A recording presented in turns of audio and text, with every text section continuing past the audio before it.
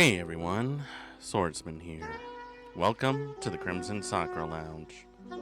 Come on in, my dear friends. There's a chair and a drink waiting for you. Happy Friday to everyone. Today is Friday in California. And possibly the rest of the United States too. I'm pretty sure. That is unless we live in a alternate timeline where Fridays do not exist. Well, howdy, partner. Welcome on in. Thank you for walking into the bar. Hope you enjoy your stay. I am also sweating profusely because it is so sweltering hot, for one, but also I just ate a bowl of shin ramen. Really cleared up my sinuses, which I do appreciate, and it is making me sweat a lot. Just another hour and change on the clock. Trying to keep sane. How you doing? I'm doing alright so far. And I just noticed that, it looks like, GamerSupps just dropped a new thing right now. Wild Style. Looks like a Crocodile Dundee kind of thing. That's kind of cool. Not sponsored by GamerSupps by any means. Not yet, at least. I mean, I'm still fairly new, so I guess I'm not going to expect any sort of sponsorship for quite a while. I mean, I doubt anyone's going to give me a sponsorship. Unless UCC Coffee gets back to me. Like, I'll definitely take that sponsorship. You know, the thing is that I would be a terrible spokesperson for a sponsor. I would probably just list all the worst things about their product and then say, if you really want it, you know, you can just click to this affiliate link. I'm sure that's fine. Also, what's wrong with my chat box? Why is it not? Yeah, why is my chat box not working right now? Weird. It's already... We haven't even started the stream officially yet, and already we're getting problems. And I forgot to put up the advertising for the Tipathon again. By the way, the Tipathon is going on until the end of July. Proceeds go towards the Trevor Project. We are only a few dollars away from the next milestone, so if you guys do want to drop a dono for a cause that really matters to me, you can click on this link that I'll pin in the comments or in the tip jar on the description below. We also take bits if that's how you want to do it, and subscriptions if that's how you want to do it as well. It's just a little faster for me, and I prefer to handle the cash myself. Personally, I don't trust a lot of sites that do third-party charity widgets, because I know that most of that money is also going to go towards administrative costs. That's something that they don't tell you. Yeah, trust me. For someone who has been around the block more than once, I already know how that works. Like, you gotta wake up pretty early in the morning if you want to get me with that old chestnut.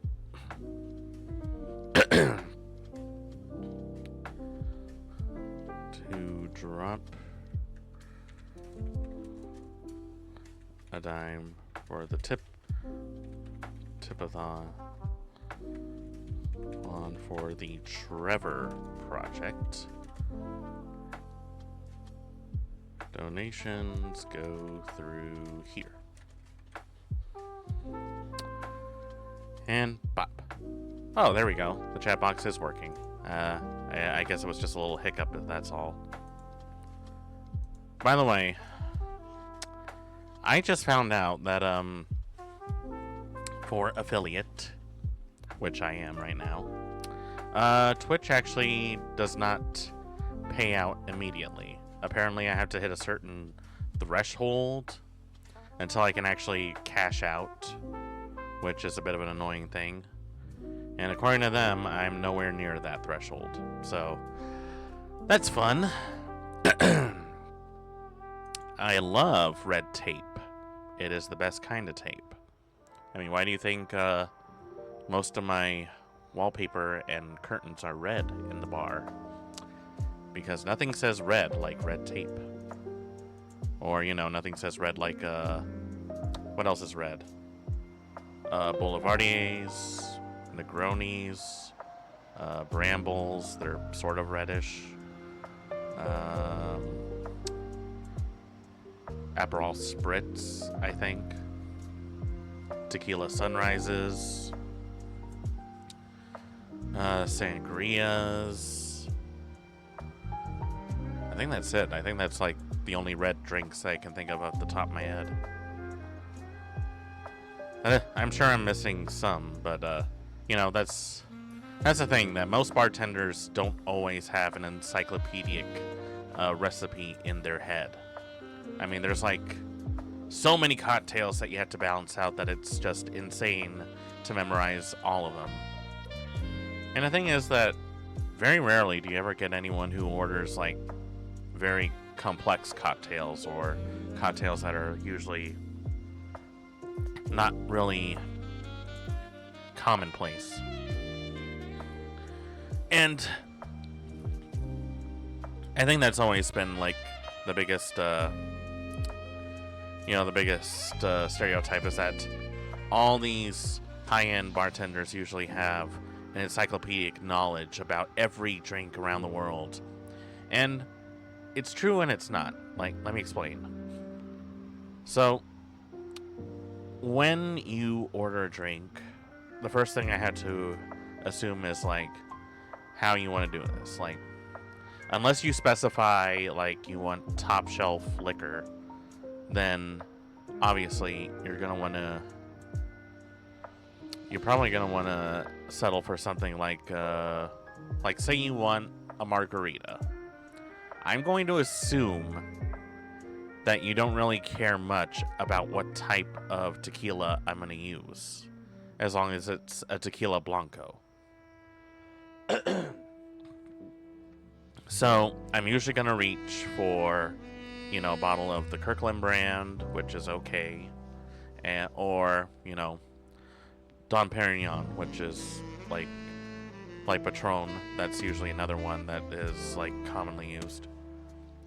And whenever I make margaritas, like, people will assume that I use like the blender and the mixed syrup. Like, no, I don't do that. I do, like, look, none of the stuff that you get from the bottles or the cans from Josie Cuerva, and they're never gonna taste as good as like the original recipe. Like, that's my take on it. When I make a margarita, I do it the old-fashioned way. It's the way that really works best, because it gives me a chance to actually really work on like how dry or how sweet someone wants their margarita. I prefer mine's dry with rock salt. That's usually how I like to drink it. Although, sometimes I'll feel a little adventurous and I'll add like agave to it if I want to.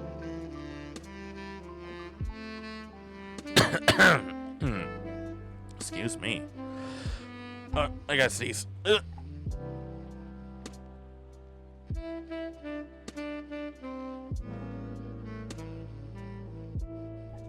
Whew. Boy, that Shin Ramen, it really clears up your sinuses, don't it? Who needs drugs, right? By the way, I have a packet of Bulldog, the black label. I haven't eaten it because I actually want to save that for like a redeem or like a sub goal in order to eat that.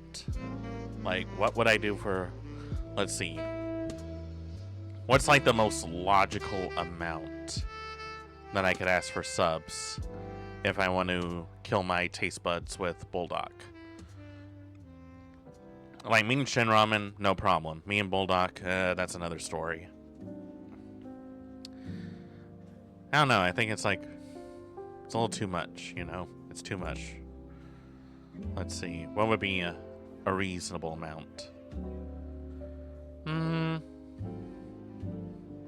I think about like 100 gift subs would be a reasonable amount to do a spicy noodle stream. Like, I think that's more than reasonable, don't you think?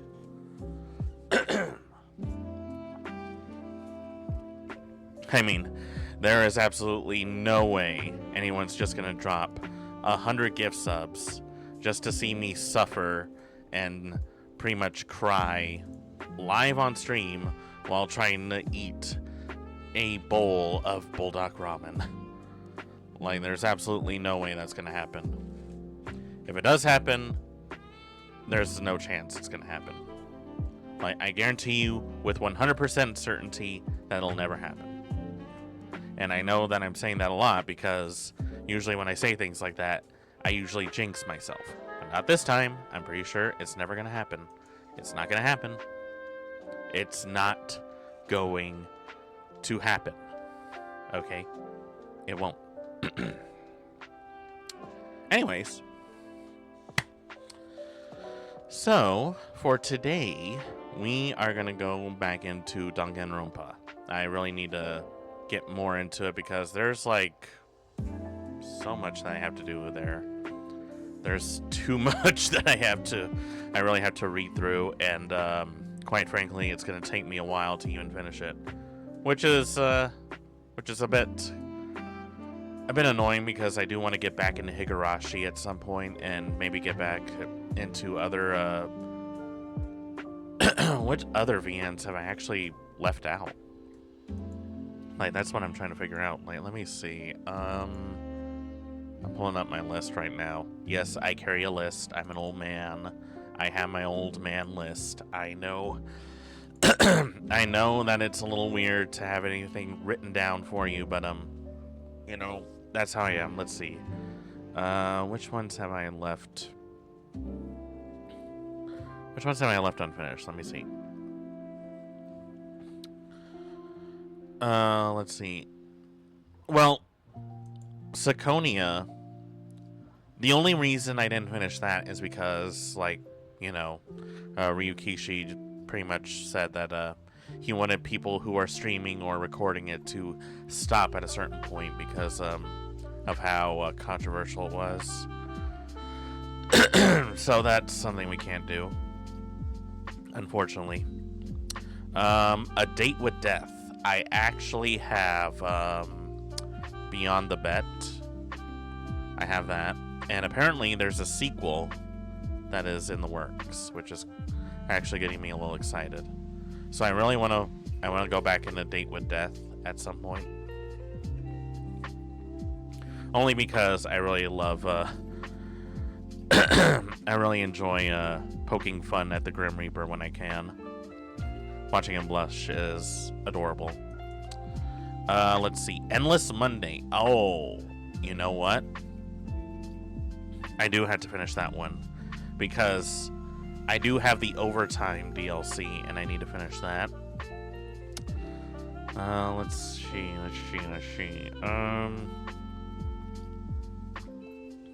I actually have so many games and demos that I haven't played yet. I finished Lily's Well. That is good. Let's see.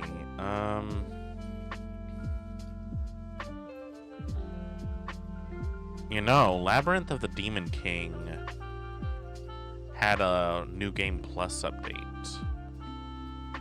I don't know, like, would you guys be okay if I went back to games that I've already beaten? Is that something that... Like, I hesitate to do stuff like that because, you know, it feels like it's cheating in a way that I'm playing a game that I've already played for you guys. But if that's something that you're okay with, I'd be willing to give it a try. I do have Needy Streamer Overload on my channel. Oh, you know what other game I haven't finished? Omori. I really need to finish Omori at some point. God, why do I have so many games? I have way too many games. There's too many games. Games should be limited. Let's see. I have a demo for another VN. Yeah. Let's see. Oh, Song of Saya. Yeah, I didn't finish that one. Maybe I will. There's another game here. I actually haven't played this one. This is called... I don't know if it's a VN or not, but it seems VN-ish. Saihade Station. That's what I got. Let's see. What else we got? What's this? All right, the demo for Snowkissed. That's another demo.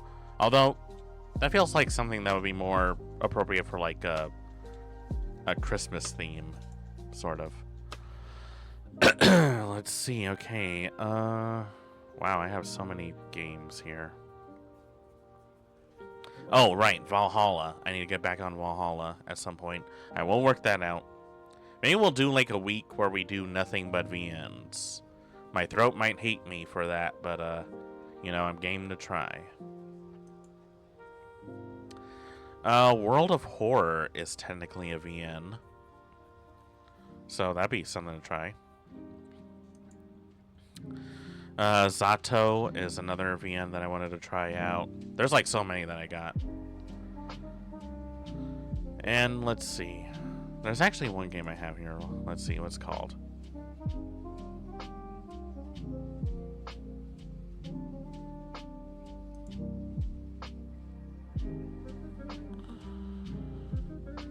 Oh, you know what? There's this game I've been wanting to try out for a long time called Counterside. I've had this in my library for the longest time, never had a chance to play it, and apparently it's gonna end terms of services in August. So maybe I'll do something with that. You know, another thing I have is Cage of Roses, which is that's a game that I've been wanting to look out for because, well, not a whole lot of like girl love stuff. But I'm game to try. So yeah, I got like way too many VNs. Whether I get to them or not, who's to say? But we'll get to at least one of them eventually. Let's see.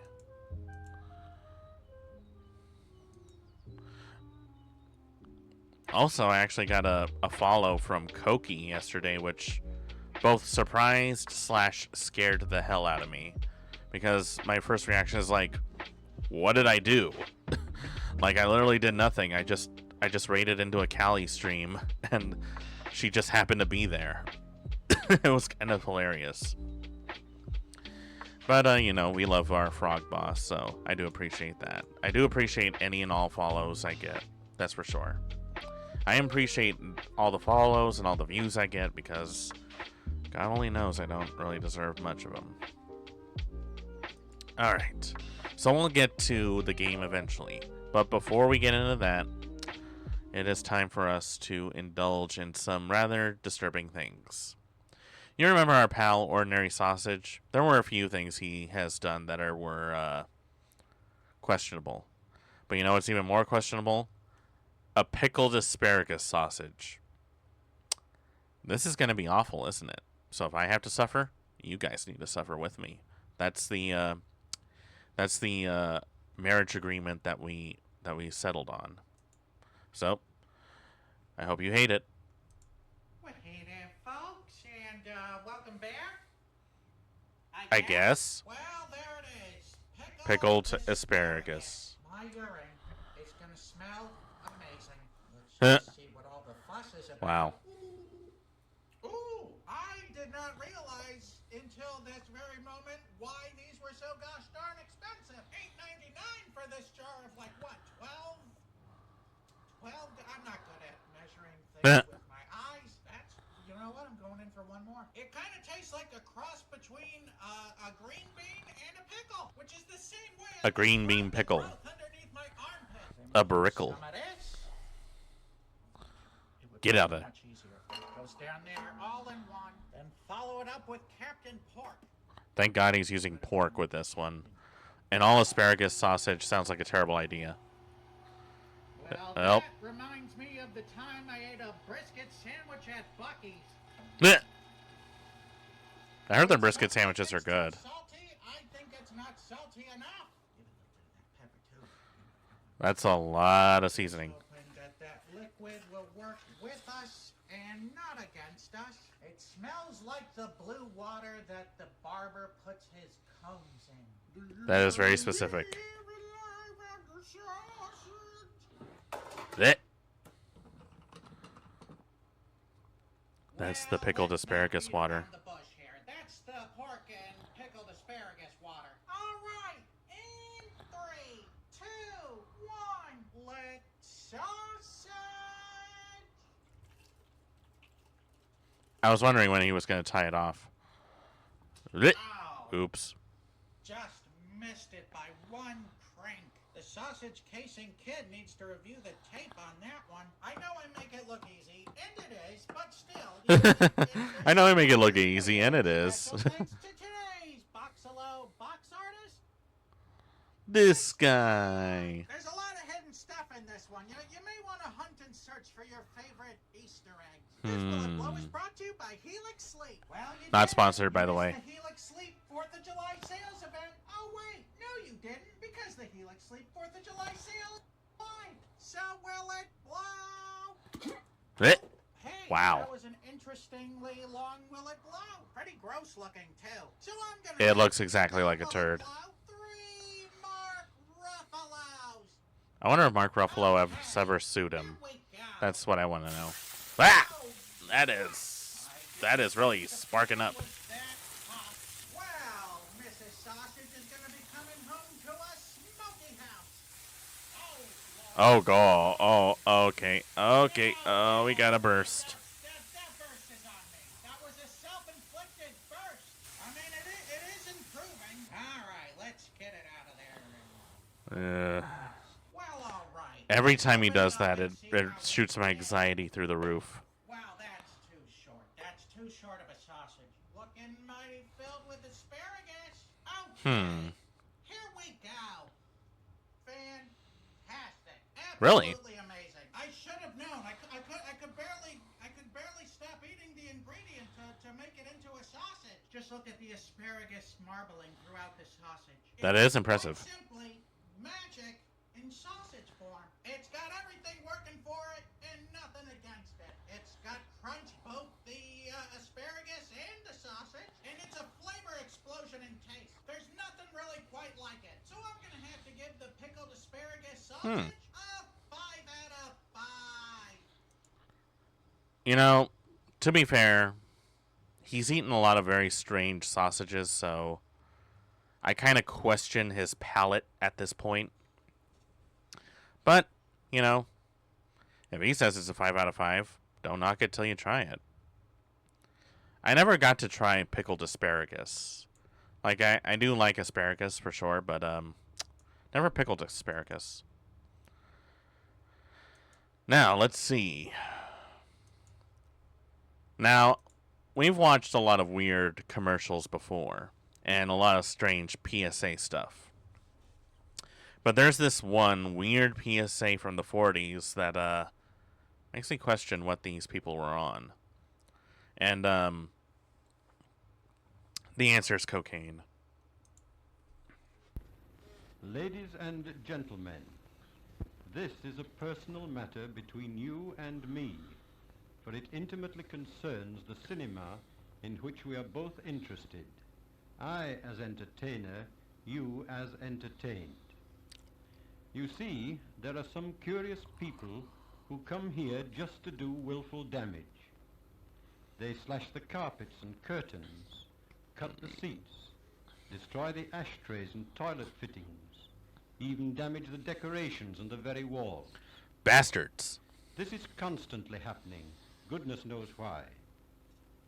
This is your cinema as much as anybody else's. And the management really does do all in its power to keep the place comfortable and cheerful. But you know it is almost impossible to repair damage in these difficult times. Especially Well, nowadays. That is my grouse. here is where you come in, if you will. It is difficult to understand the mentality of those who do these things. It is still more difficult to catch them. Will you please help by immediately reporting any individual seen to be doing malicious damage? Help us all to keep up the standard of comfort and enjoyment at this cinema. Thanking you sincerely, the management. You know, it was pretty strange on how they advertised it, but also, why would you guys go to a movie theater and go through all that trouble just to cut up their seats, ruin their bathrooms, and even leave markings on the walls? Like, going to the movies is very expensive, guys. We don't have a whole lot of money. People take going to the theater very seriously because it's expensive to go to movies, to concerts, to public hearings and lectures. Like, it's too expensive to do through all that. And I think I've said this many times, and I'll say it again. What people do after work is what makes bars rich. There's no need to screw them at work either. So just practice a little common courtesy, you know? Nobody likes an asshole. That's a fact. Anyways, let's see about online PC games in the year 2000 AD. Well, if you've played games like Quake, you know how hard this can be on your fingers and on your brain. In fact, it ought to be an Olympic sport, I would think. Because the And guys who are how? good at these Like, games are Quake really 2 is even athletes more in a way. intensive. One of the best of them is the gamer named Thresh. His real name is Dennis Spahn, and this is Thresh over here. How you doing, Dennis? How you doing, Stuart? And what I was talking about Quake, and people don't know, a couple of years ago, you were considered like the best Quake player in the world, right? That's He right. still Actually, is. it all He's culminated one of the with best this, ones. Big Quake tournament featuring a red Ferrari, Right, which you won. which I ended up winning. You won, Right. and you were too young to even drive it at the time, right? Not quite, Not but quite. I couldn't quite. It was a stick. It was a stick, and I didn't actually Right. know how to drive a stick at the time. So you Nobody knows how to use now, stick. There's a new version of Quake out now, Quake 3 or Quake Arena. First of all, what's new and better about this than the original Quake that you played? Well, Quake 3, the new one, is actually a lot more arcadey. Oh, okay. It's software. that's Quake all 3 is fine. to It's a where little more you get online and play multiplayer against focused. People, it's Right. easier to find opponents. It is also much easier to kill your opponent. Because what they found were the really good players would just completely dominate. Blowing everybody away. Right, and so There's still a lot of debate whether Quake or Unreal is considered the superior ones. But nobody can really give you an answer. It is primarily online. Okay. It's actually made for multiplayer Got it, specifically. it's multiplayer. It was So you specifically have a made single for player component, multiplayer. It's not, as opposed to the previous versions of Quake, the earlier Right. versions, there was a storyline and there was a kind of a story that you Right, played through. right. A story in quotations. There was Okay, since barely you're a the story master of the to original Quake, hold it I mean, you together. like this one more or less? Is it more of a challenge, less of a challenge? Well, Quake has always been a classic. It still Right, is a classic, right. classic, and it's, it's kind of. And it still is. but Right. Maybe we'll I do a would admit Quake that stream at 3 some is- point. It is incredibly fun to play. All right, we have Because it up why here. not? Give us an idea what Quake 3 looks like. Well, essentially, Quake 3 it's almost, I guess the easiest way to explain it would be like. Wow, paintballing that on looks a kind of cool. you essentially you run. Oh, a the lightning game, gun. and, Oh. we have 3 bots playing against me right now. Okay. And essentially. You Yeah, that's the play thing. You don't really need players. You can actually play this game and whoever against ends up- bots, as you kill and it your would still be opponent, pretty hard. Right. and at the end of a certain time limit, whoever has the most points wins. All right, now keep playing here, Dennis, but I want to ask you, for people who are maybe not into this as much as you guys are, we've seen a lot of these games, and they sort of all look alike. There's a gun at the front there, and there's a bunch of guys, and you blast away. And some people have trouble understanding what the kick of this is. Explain what the thrill is of playing this game. Well, I mean, You get to it's shoot all people. real Like, fun. what is the It's what simply what like more do you all need that to be stuff. talked It's about? something. It's Right, exactly. it's just like It's being in an everything action happens in real movie. time when your opponent moves left. It's a So it is free like way adrenaline to rush. I mean, you actually gotta be get there, away but with yeah. Oh, yeah, and shooting a actually, gun. Playing alone at night in the dark room, sometimes you pretty- if Why your would opponent you pops around why would corner, you jump question in. it, huh? It's pretty neat. Right. Like, what more do you need? Like, this would be So enough it's to a bit get easier me for the going. novice to maybe get into playing it. Quake 3 is definitely much easier Yeah. to get into. All right, now I want to talk to you about another game. Now, about, I guess it was 2 years ago, we showed the original Half-Life when it first came out. That was a great game, of course. And That now is a there's great new game. version of Half-Life, again, a multiplayer internet version of it. Tell us about that. Well, Counter-Strike is essentially... Counter-Strike. That's another game to look at. One of Like, the really neat things about I this could game actually be is that, streaming it's like the original modifiable. So what Counter-Strike they did was they playing took the original Half-Life against game bots, and modified it and and started building I don't know if that actually would be really entertaining modern for you games. guys, but it would It be started for off as me. a very small community. I would But like to have fun with it. More and more people started playing this game. It just started picking Isn't up. that what you want me to do? Have fun? Related to Half-Life or not? Well, the neat thing about Counter-Strike, as opposed to a game like Quake 3, Right. Yeah, what most people don't realize was Entirely that realistic. Counter-Strike was Meaning, actually in Quake 3, originally a what things Half-Life you can do, mod. You're playing predominantly with a rocket launcher or a Right, lightning gun, and you can actually rocket jump and jump like 500 feet. But in the air. Half-Life is like life. Exactly. Yeah. So Counter-Strike Half-Life is life. It's kind of like the Navy SEALs or SWAT team versus terrorists. Right. Give us a quick look at it now. Right. This is Counter-Strike, and once again, this is a modification to Half-Life, the original game. Okay. And so the really neat thing about this. Yeah, they use the term modification. Now we just call them mods. So they have the original Half-Life. Exactly. Right, that's cool.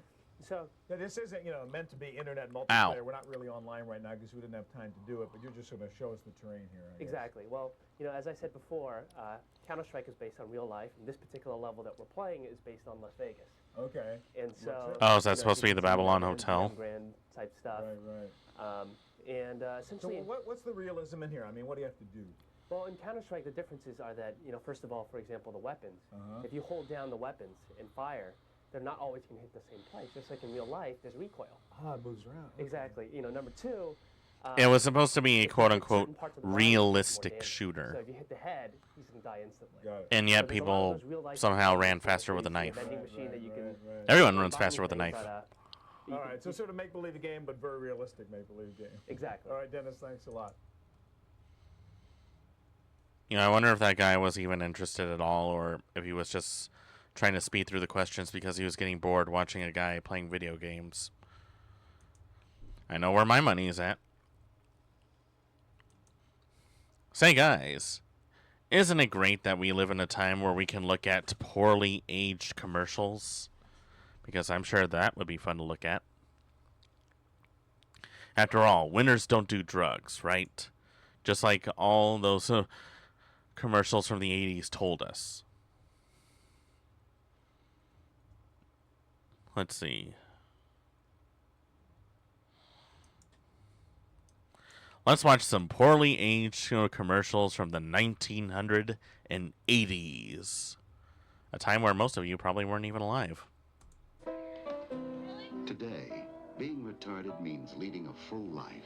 Okay, we're already starting off pretty strong, huh? Back to a real home, a supervised home, right in the neighborhood, where they belong. Being retarded never stopped anyone from being a good neighbor. Oh boy. This is Bill Cosby. Now that everybody Oh, yep, okay, we're going into this one now. Okay, Bill Cosby. Just imagine yourself unconscious, making a visit to a hospital emergency room. Weeks in Mr. Cosby, please stop. centers, nights in Please stop. overcrowded prisons, spending more money than you can afford, ruining your health, hurting your parents, losing your loved ones, and most of all, destroying yourself. I am Remember begging you what to I say share about less. doing drugs. I think you can say no. I was overweight and looked terrible, but AIDS helped me lose 46 pounds. Wait, what? The AIDS diet plan helped me lose 28 pounds. Why would you call it AIDS? Control your appetite so you lose weight. Why is this happening to me? Why do you have to? Who in their right mind names their diet plan AIDS? Like, I know it's spelled with a Y, but why? And diet pills? That was literally just cocaine. Yet AIDS lets you taste, chew, and enjoy. And the appetite suppressant in AIDS is not a stimulant. Why do you have to say AIDS? 18 pounds, and it doesn't contain anything to make me nervous. Question: why take diet pills when you can enjoy AIDS? AIDS helps you lose weight without making you jittery. I don't know what to make of this. Like, I didn't even know this was a thing. I am so thankful this is not a thing. Although I'm sure people who made this were probably dropped from their heads at a great height. Or something like that. Trying to say that you're a little messed up, Linda from Schenectady, New York? Neu. Magifix für China-Pfanne.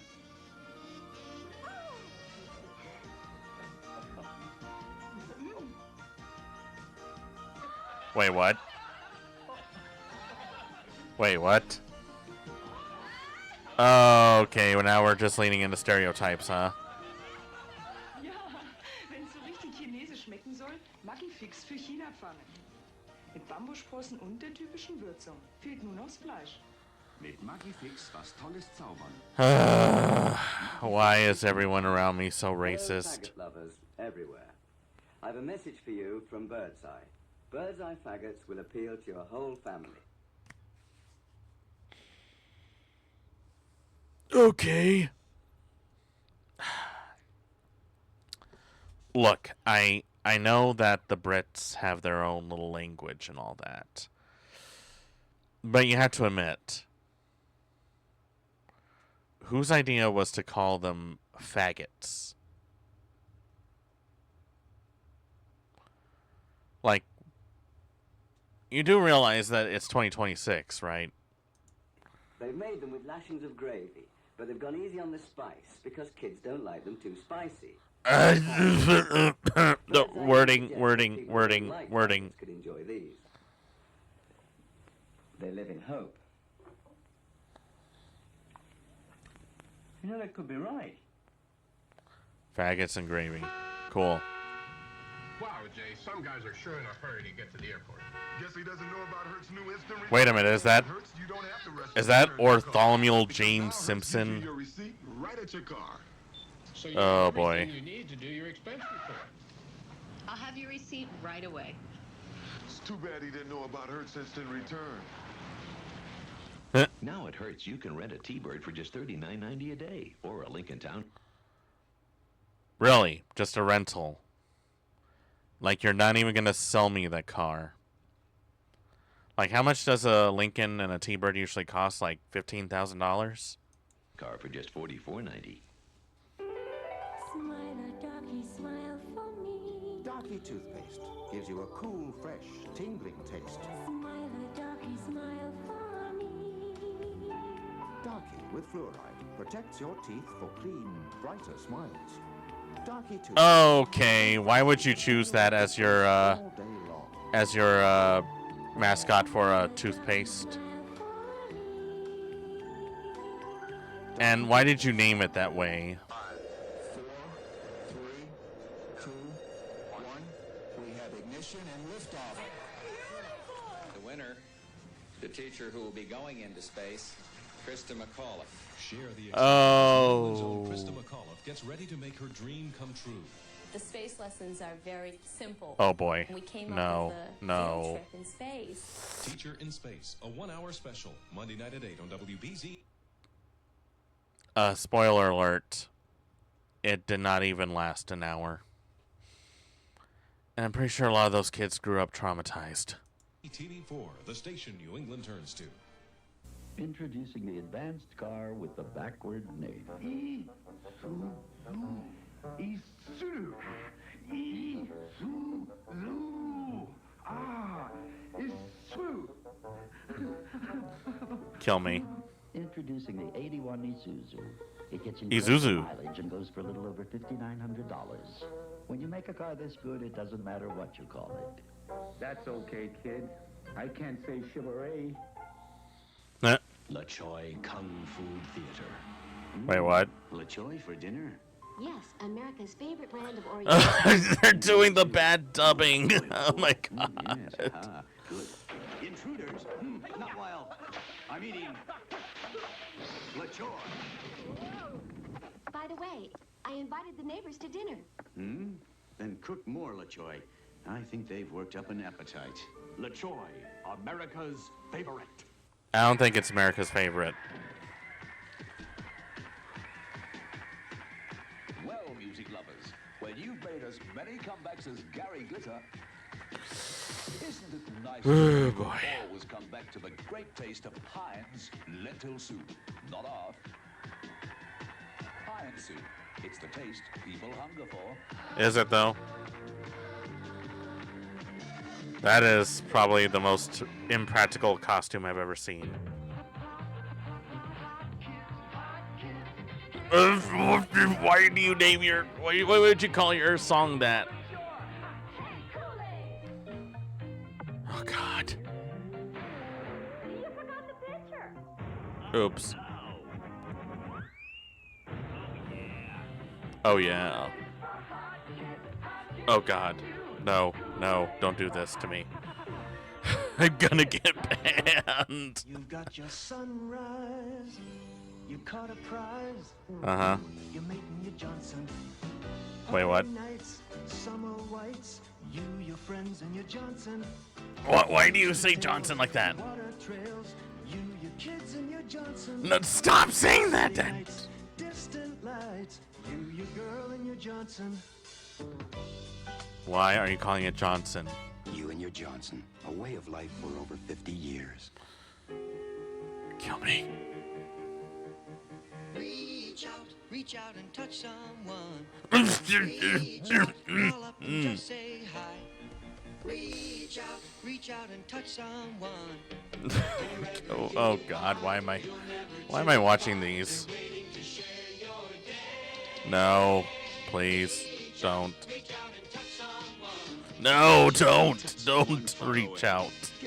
Please don't. I have come many miles from inscrutable Orient to tell you of Chicken McNugget Shanghai. You get free chopsticks with every 9 or 20-piece pack. That For a is... whole family. Also get 3 different Orient Yeah, even back in the sauces, 80s we did satay, stereotypes. black bean, and Oh Shanghai god. sweet and sour with every pack. And as Confucius says, it's always a good time for the great taste of McDonald's. Yeah, they don't do that anymore. Oh, great, more faggots. Great. Mum, do I like mushrooms? Billy! Faggots. Ken? I'm the only one who's got it. Billy! Look, Katie, a big ape. Hey, my faggot! Those are big ape. Billy, you've got 5 seconds. Mum, this one looks like Uncle Roy. Get on with your meal. Why do you have to say it like that? A great meal all round. Could you just, please, England, for the love of God, could you just call them meatballs? Please. I feel like I need to call my congressman after this. I was a kid. I loved to wear bandages just to get attention. Oh, but now boy. I use Band-Aid brand clear from Johnson & Johnson. It's the bandage with the see-through strip, so people hardly notice I'm wearing a bandage at all, which is nice, because now that I'm grown up, I want people to notice me, not my bandage. Where are you putting the bandages? Bandage ever. Help us help retarded children. Oh God, no! Johnson coupons in Sunday's paper. Warning signs of satanic behavior may be apparent, such as a sudden, bitterly antagonistic attitude towards family and religion, listening exclusively to heavy metal rock music, almost to the point of addiction. There's no such thing as addicting satanic music. When one or more of these warning signs are evident, you should look further for ritual items such as a pentagram or other satanic symbols. Why would you even do that to your children? A decorative dagger or knife, a chalice or goblet. Who carries those in their bedroom? Reaper, thank you for sharing with the class, but also I'm getting really traumatized right now. I just realized the 80s were terrible. Publications such as the Satanic Bible and the Satanic Rituals, and possibly a small makeshift altar. If you discover items such as these, experts advise you contact your local law enforcement agency at once. I don't think that's a crime. Like, that's not... That's just being punk. Is that really so bad? Alright, Reaper. Please tell me that this is good. Tell me this is gonna cleanse my palate, because I don't know how much more I can take of this. Please tell me it's good.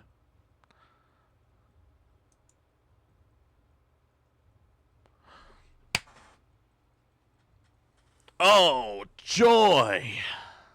Oh, wow. Wow, Reaper, like, wow. Well, now I can say why you're saying this is TOS friendly everywhere except Italy, because, I'm starting to see what you mean.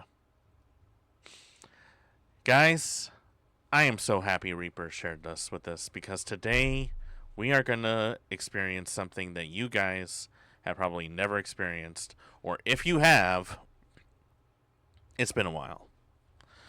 Let us take a look at Kay's cooking. And specifically, she's going to teach us how to make a different kind of spaghetti bolognese. She also has a slightly longer one for fried rice. I heavily recommend it, but too long for the share with the class request. I'll definitely be sure to look at that after this. Okay, everyone. Get on your chef's hat and your apron. This is going to be a wild one. Hi, people, and I'm back cooking again. And today I'm going to be doing a different form of spaghetti bolognese. Right, as you can see, I've got a few things that I'm going to do. Like I said, it's a different one. Okay, so right off the bat, that ground beef looks a little sus. I like that she shares with a warning every time that I'm cooking again. 911, what's your emergency? Yeah, that lady Kay is at the barbecue again. She's bringing in some very weird stuff. Can you bring a K9 unit, a SWAT team, and a straitjacket? That meat looks very sus. First of all, I'm going to beat some eggs up. Also, I found out that in Britain, they don't usually refrigerate their eggs or their butter for some reason. And I've got some spaghetti sticks here. Or spaghetti, whatever you want to call them. Who calls them spaghetti sticks? Ugh, okay. I'm going to put this egg in the mincemeat. Or ground beef if you're sane. Until all the eggs. I love eggy meat. Connected. That is great. Now what I'm going to do is, I've got, I don't know if you can see in this dish, I've got some spaghetti sticks. Oh. Again, stop calling them spaghetti sticks. It's just spaghetti, Kay. I know the language barrier is huge, Kay, but I don't think even Italians call them sticks. The difference is how the eggs are treated. We remove the film, so it has to be refrigerated. They keep the film on, so it can be shelf stable. Either is fine, but you have to pay attention. They would be twigs at best. Or, incense candles if you're in a bind. Have you ever tried burning pasta to see how it smells? It is a magnificent experience. You would feel like you've died and gone to hell. Spaghetti, whatever you want to call it. Oh. Does she really not know how to call it what it was? Wouldn't I have a thumb left? And what I'm going to do is, I don't even know how to do this. I've seen it on video, but I don't even know how to do it. Okay. I know I keep pausing, but I just need to hear that again. She doesn't know how to do it, but she's seen a video to do it. So you're telling me that this is the first time you're trying this, and you didn't even test to see if it would work. You are not Nick DiGiovanni or Babish, Kay. So please don't try to act like you know stuff. Grab the steaks. Grab the soggy mincemeat. And put it round the sticks. I don't think that's how you're supposed to do it. All right, I know the recipe she's trying to do, but I don't think this is the right way. We have another go. I like how she just puts it back in the bowl. I think I should have put 2 eggs in. You know what I think it is? She probably does. She needs breadcrumbs. Put it in. Gotta mix it even more. Put mincemeat round it.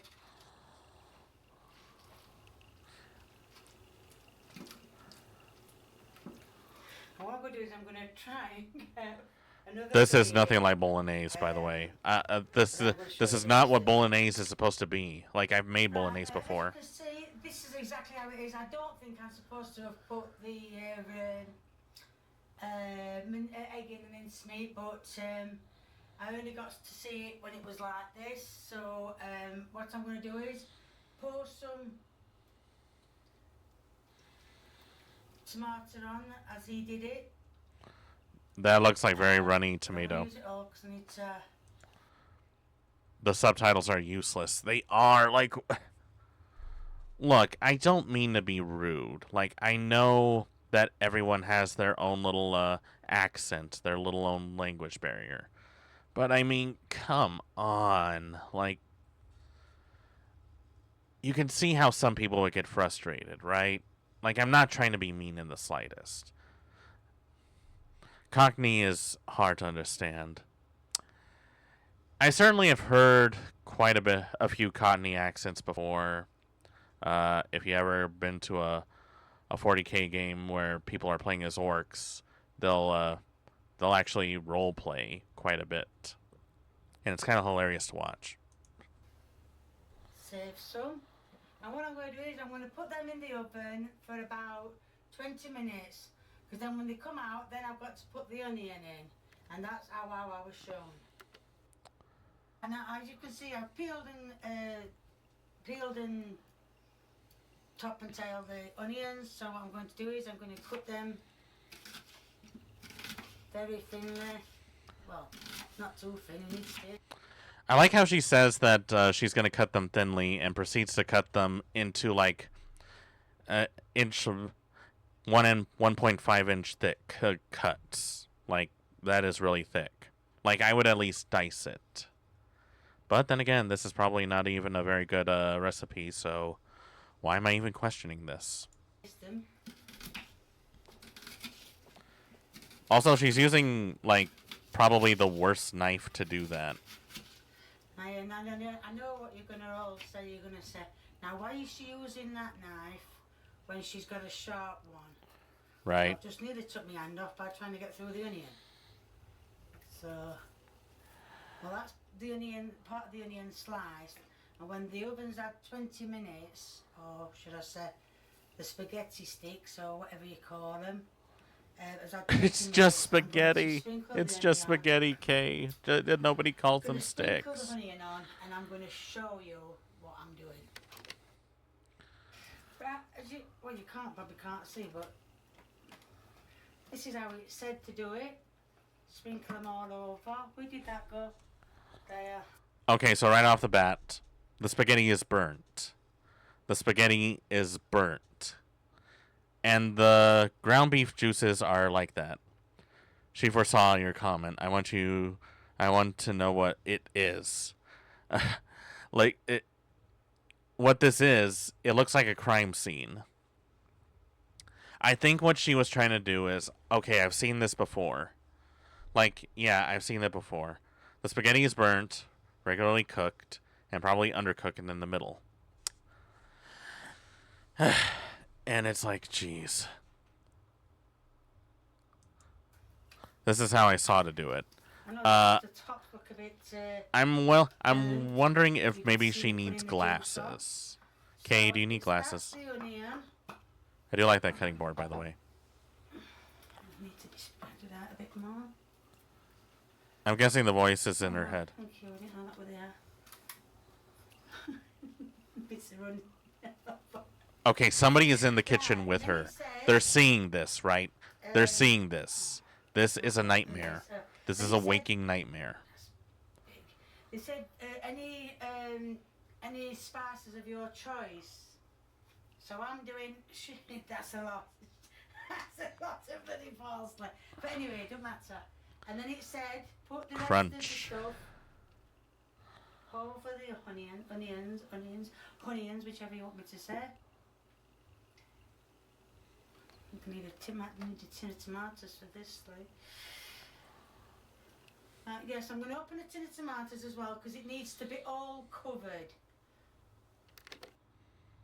Right. I like how she cuts it out like that. Even more tomatoes. Okay, I am willing to argue that is more tomatoes than spaghetti. That's it. So that's the tomatoes, so that's going to go back in the oven. It needs to be all covered. Every little inch has to be covered. But it should be okay. And that is the different spag ball. Wow. Well, for the first time in my life, guys, I'm speechless. Like, honestly, I am just amazed. 35% tomatoes, 25% pasta, 20% beef, 20% onion, 100% failure. I'm not even going to comment that the lack of salt and pepper in that one either, because, you know, the Brits are allergic to spices, from what I heard. They need their food as bland as water. Elite's coming to do the taste test. Oh no! Don't force him. So let's see what it tastes like. Let's see, what's his reaction? No. Wow. Did you hear that crunch? Guys, I heard that crunch. Like, let me hear. Like, why are you putting your son through this, ma'am? So let's see what it tastes like. No. Oops. Yeah, well. Probably, yeah. He can't even say it. Like, he doesn't want to hurt her feelings. No, other side. That's it,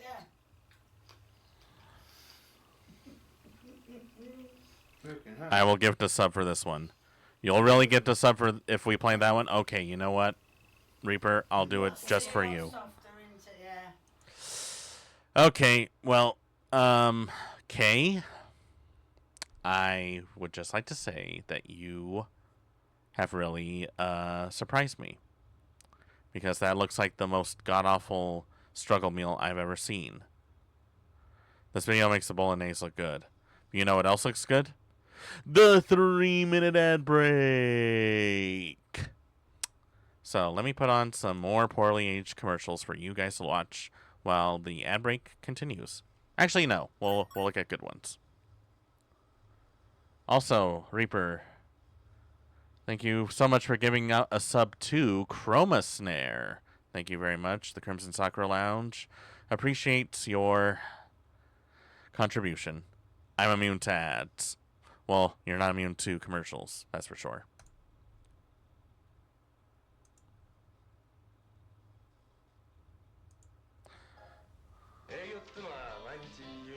We'll be right back, folks.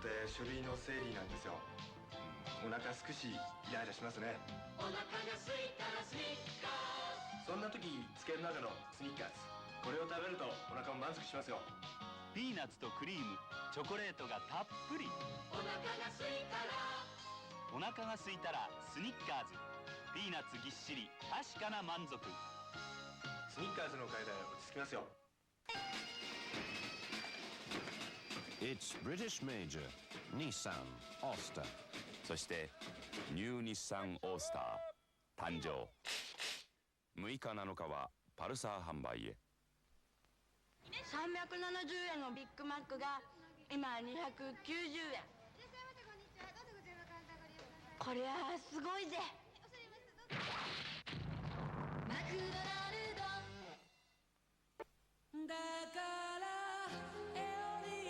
家族一人一人に思いやりの風。カードで選べる風6タイプ。ナショナルエアコンエオリア。ファミリアグランツ誕生。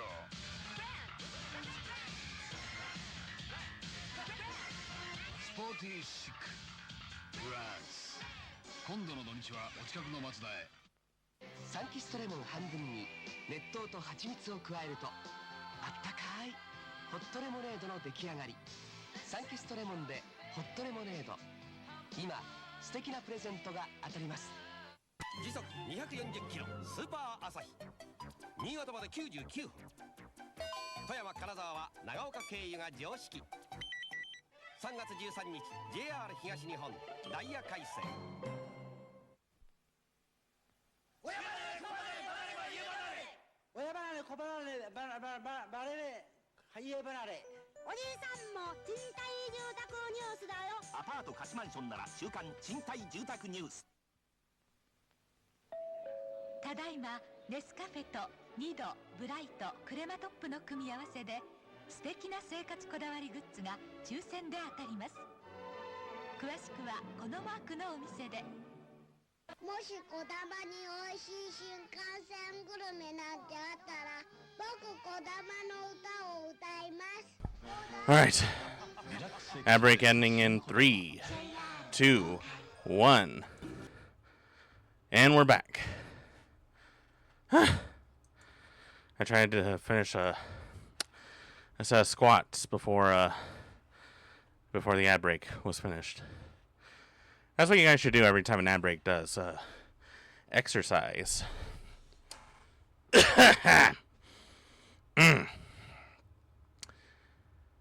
Boy, I'm dead. Okay. Well, Reaper gifted a sub, so let's see what's so magical about this fried rice that I keep hearing about.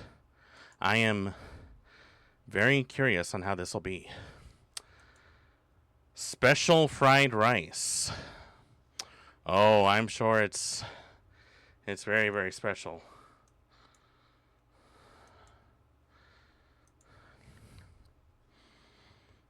Let's see. Okay, first of all, love that shirt. Now, don't get me wrong, love Iron Maiden. But also, is that really the best shirt to be wearing while cooking? Like, what does that say about you? Hi people, and I'm back cooking, and today I'm going to be doing I like how she's more enthusiastic about it now. rice. Did you see the face that she was making when she said the fried rice? Wow. The way she says special fried rice, and then she makes that face. She makes that face. We are like 10 seconds into the video. We haven't even seen any actual cooking. And that face tells me everything I need to know about what's going to happen. I put some oil in. It says 2 tablespoons, but as you know, I've got dessert spoons, so I've put 3 in just to compensate for it. And now I'm going to chop. That some might be a little garlic too up. much oil. This has got to be really hot, and that feels really hot to me, so I'm going to put garlic in it. Right, now I'm going to chop the garlic up. Did she even remove the paper? Fingers going in there, never mind. Bit of fingers in with egg fried rice, special fried rice.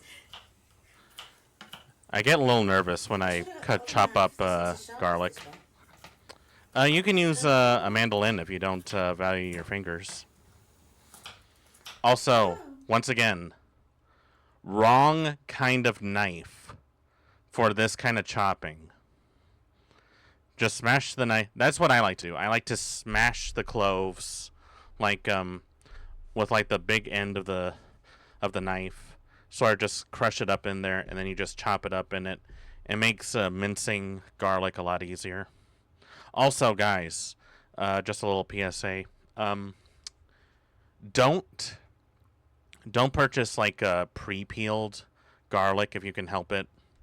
I don't know if you guys know this, but there's actually a lot of labor camps out in the Far East that really makes their employees like having to pretty much hand peel every single garlic clove by hand for hours on end. And they get paid like, I think like maybe pennies a day, if that.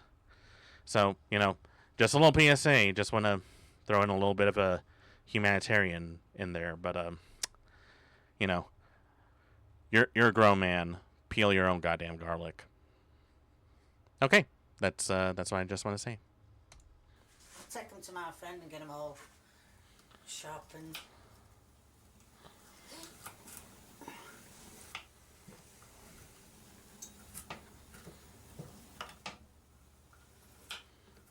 Been to him for ages, he's probably not even doing it now. And I noticed that she isn't really holding them properly while chopping them. Now, I know a lot of you said cut it, flatten it with the back of the knife or something to do the garlic, but... Great job cutting the garlic, Kate. 10 out of 10. Beautiful. Well, I don't think... I mean, yeah, probably would squash it, but I don't know. I prefer to do it this way. So, to everyone who's told me to crush it with the back of my knife, I just want to say thank you. Probably haven't got enough strength anyway to do it with the back of the knife, but thank you for the people who have said it. But I'll carry on doing it this way if it's all right with you. I like how long this goes. Like, this does seem like it goes for a while. Like, if you guys want to know what it's like to chop garlic, this is what it's like. And this goes on for like another minute. Well, I don't want to put myself in a lot of pain, do I?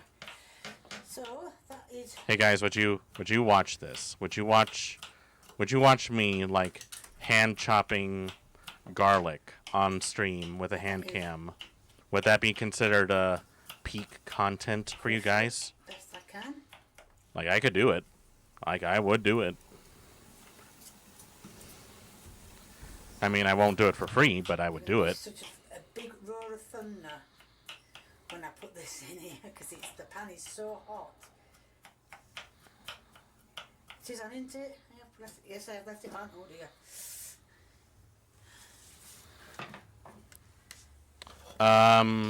She left them in pretty big chunks. What a letdown.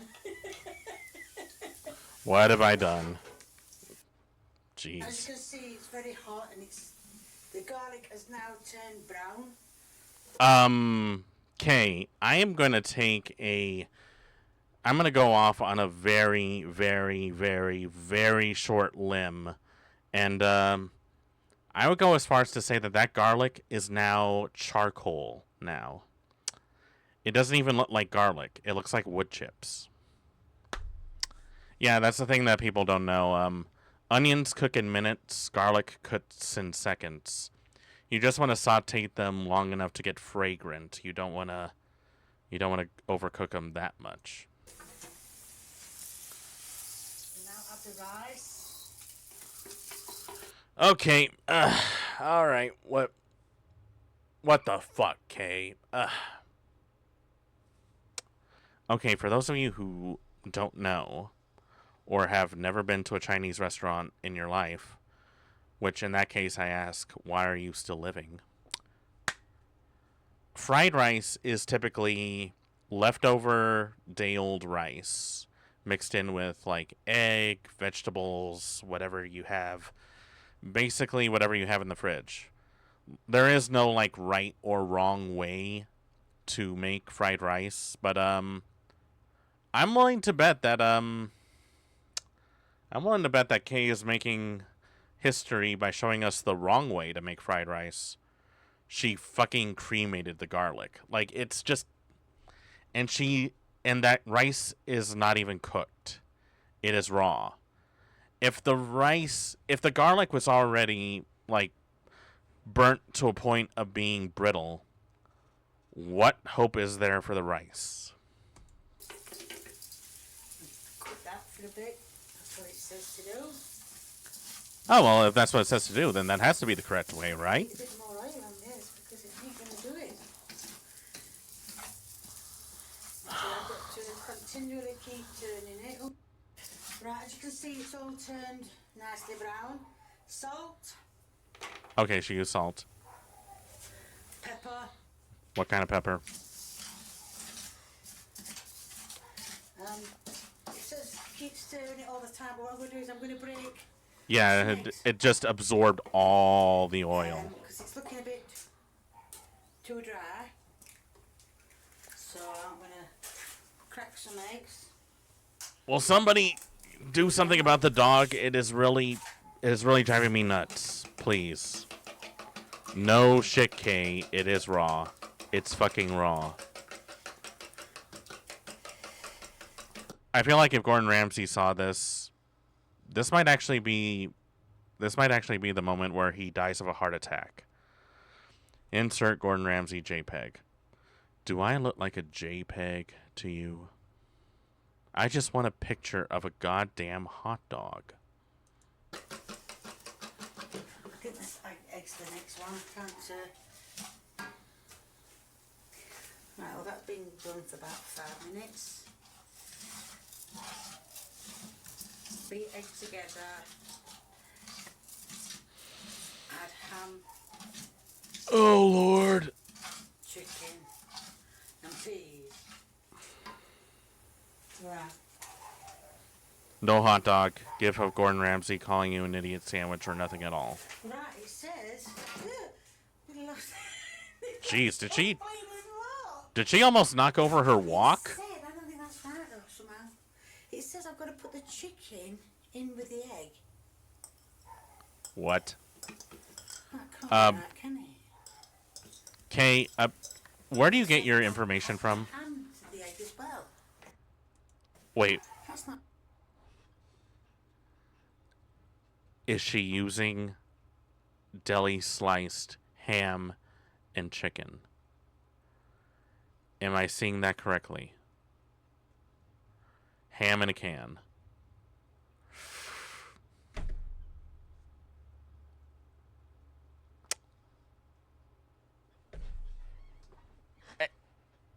No, you know what? No, I can't. It's too easy. It's too easy. That's too easy. I just all right. Reconstituted pork product of unknown origin. Okay. Just breathe. Just think of happy thoughts. There's only 5 more minutes of this. Right, is it? Well, I'm just doing as it said. If it's wrong, I'm doing it wrong. If it's right, I'm doing it right. But I think it's wrong. But Okay, I think this whole recipe is wrong. so what I'm going to do is, they're all mixed in now. So smooth. Put this in there.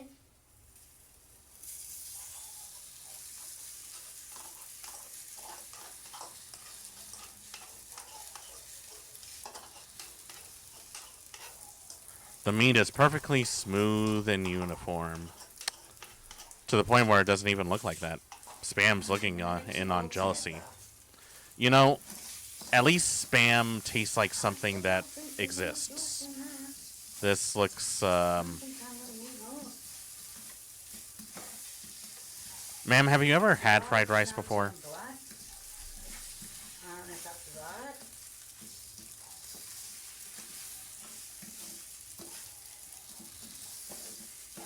I don't know if you can see, but I've been cooking some peas because I don't know if you're supposed to cook them first.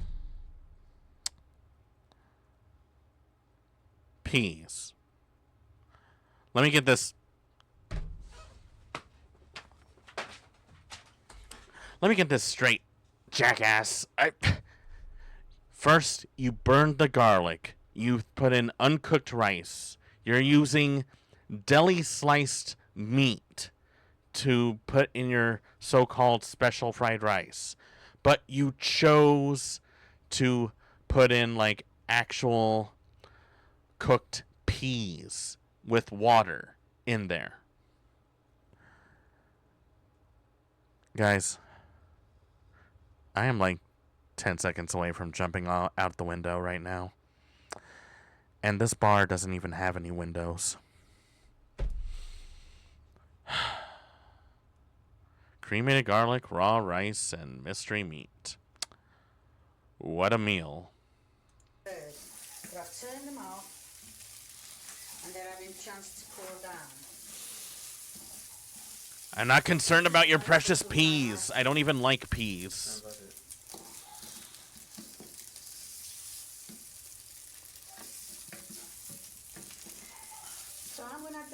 now. There's not much water in them peas, but I'm going to add it because, like I said, I think it needs a bit more juice in it. I'll gift another if you play her meatballs as well. Hey, for you, Reaper, coming right up. I'm definitely going to need a drink after this, then. Yes, Kay's pea juice will fix it.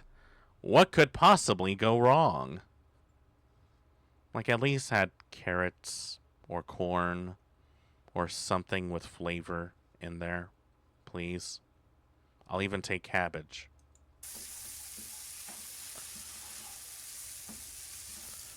I think it's looking a lot better now. Oh, you think this looks better? You think this looks better? Okay. Right, as you can see, I've been cooking it on a low heat because it was just getting a bit too much.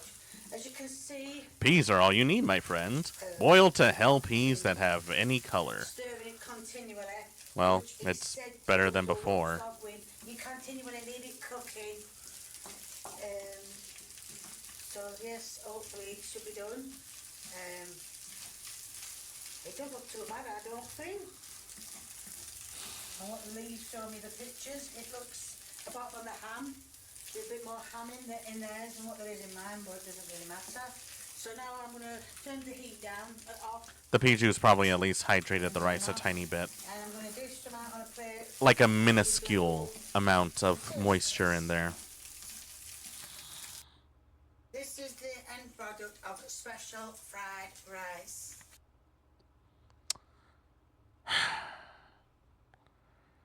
You know, it's at this point where I feel like the only thing I can do for Kay is like give her like a little tiny pat on her head and go like, "Yes, Kay, you did such a good job. Real nice job. Really appreciate that." Right, Lee's going to do the taste test. I like how she makes her son do the test and she doesn't even eat it herself.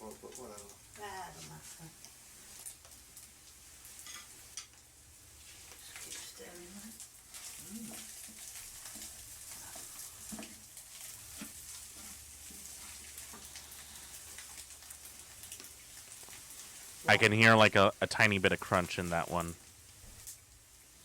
So, what's the verdict? Can't taste the garlic.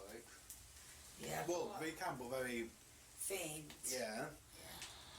Rice a bit crunchy, but yeah, well that's probably because it's got a bit burnt, but yeah.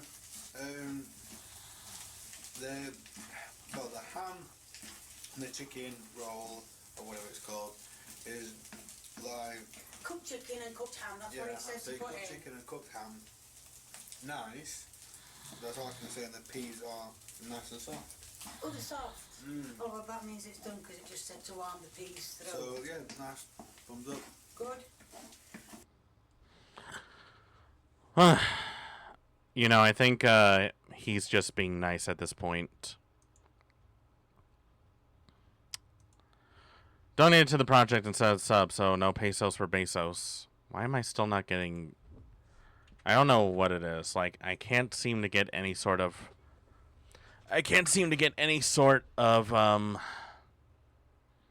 notification on that. Stream Elements is really, it's really being finicky at this point.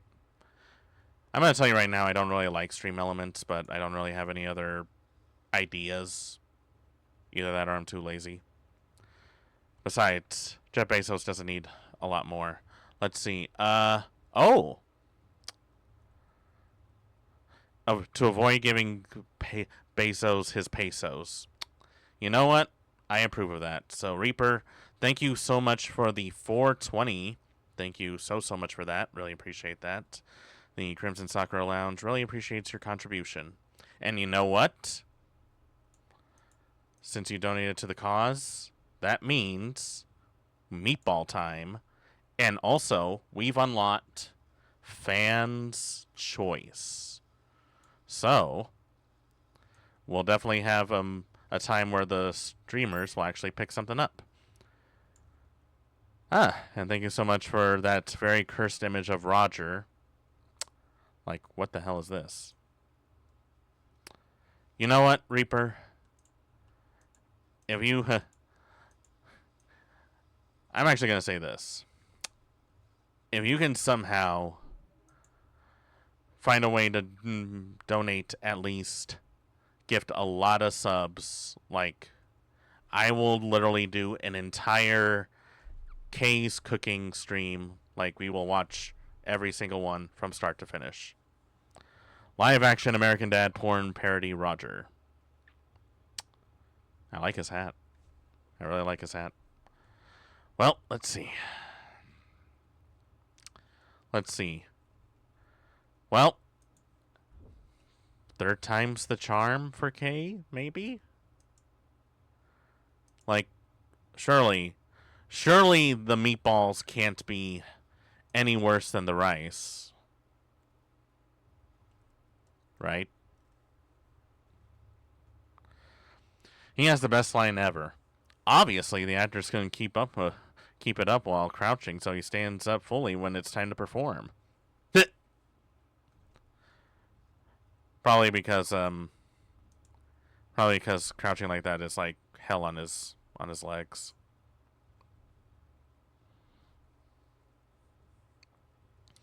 So he says the most nasally voice, "My species gets taller when it gets aroused." Is it just because he couldn't stay crouched for so long?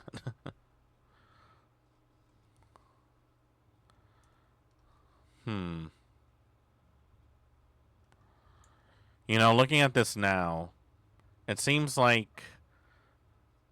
Looking at Kay's channel right now, it doesn't seem like she has posted anything in the last 7 years. You try maintaining an erection while sloth squatting for 30 minutes. I tried. I couldn't do it. You know what? I'm willing to bet that it would probably give out my knees if I tried that. Alright, let's see. Making meatballs. Okay.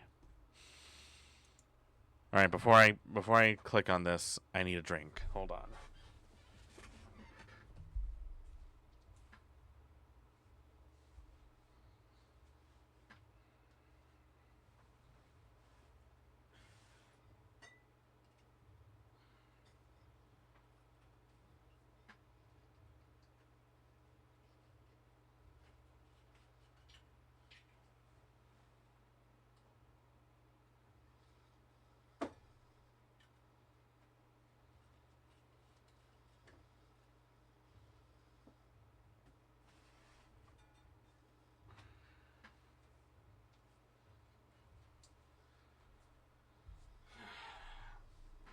Alright. Pour myself a shot of vodka, but because that's all I got. I ran out of whiskey.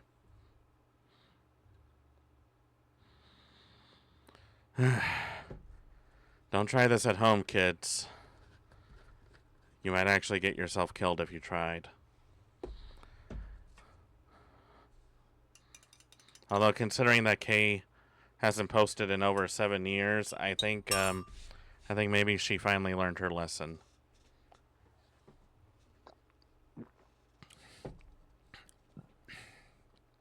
I don't even like vodka. Okay. Alright, let's watch more of this, shall we? Oh, she's in a tank top now. Oh, and she did her makeup. Hi people, and today I'm back cooking again. And God today damn. I'm going to have a try at making meatballs. Lee, pack it in. And I just want to also tell you about this. Now I know it's an eyesore, but the thing is, as you will know, as most of you will know, and I don't know how you know, well you do, you know for Lee.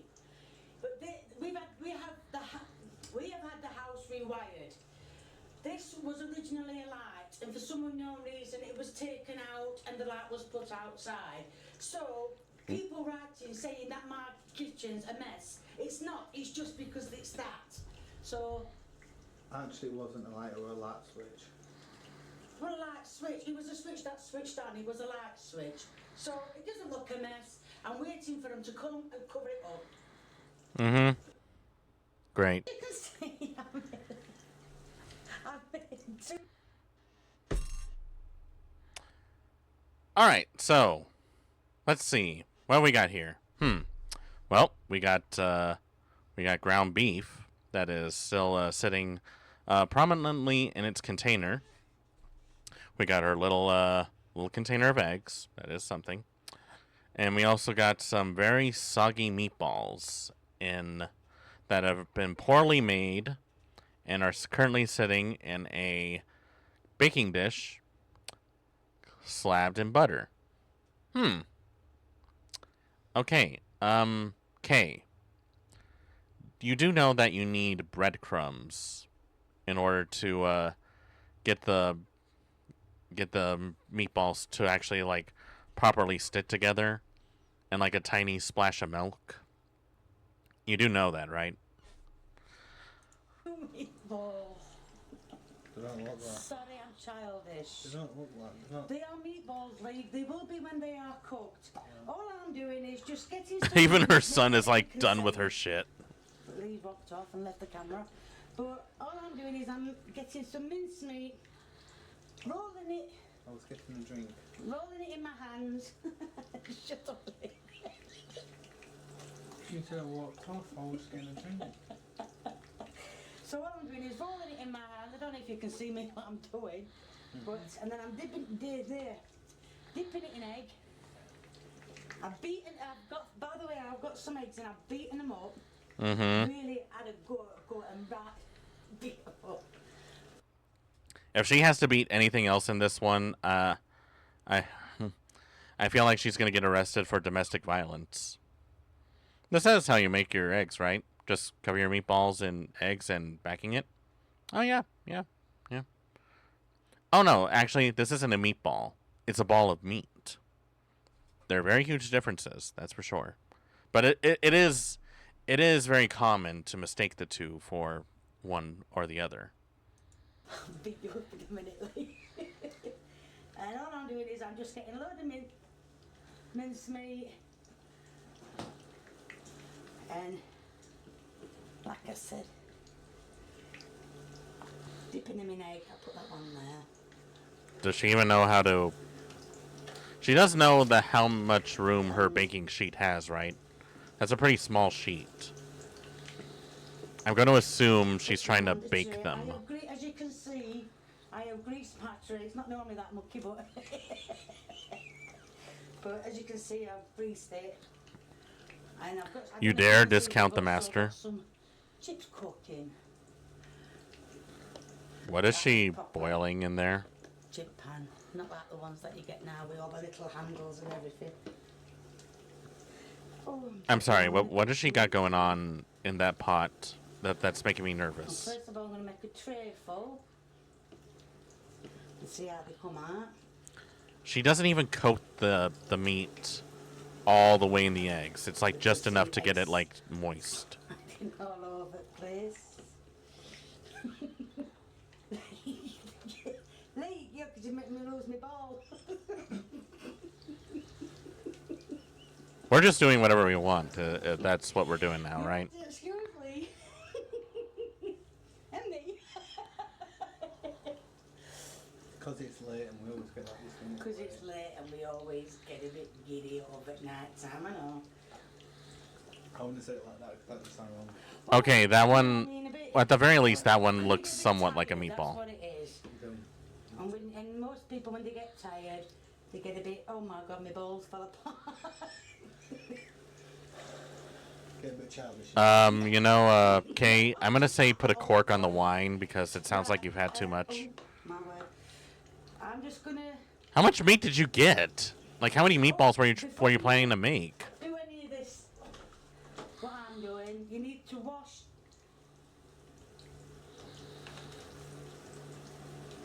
You need to wash your mincemeat. Sorry, I'm just looking for paper underneath. Wash your mincemeat.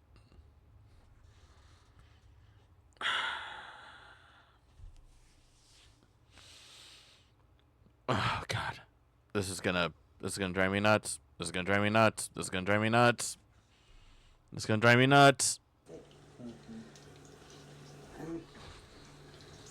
As you can hear it squelching. Oh well, it doesn't matter. That's another meatball, and I'm going to put one ball on. Like, at least use the whole packaging if you're gonna open another package. Please. For my sanity. For your sanity. I'm going to smack you. Oh my word, Gil. What about? Gil, I'm sorry. I was just on my phone. Yes, I'm sure you were. Right, now, let me just... That's it, get rid of that. Right, now...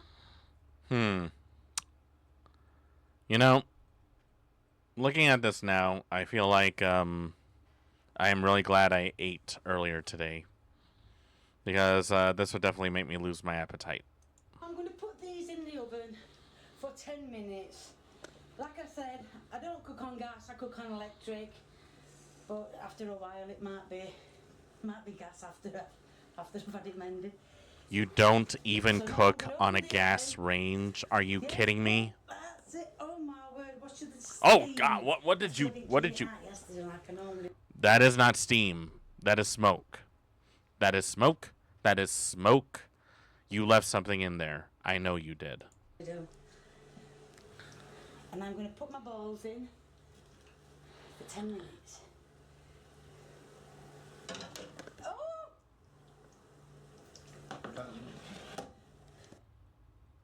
I just want to tell you something. I don't know if you can hear me over the alarm. Does my head in. So every time I switch the cooker on, it goes off. Just to tell you, there might not be some cooking for a couple of days.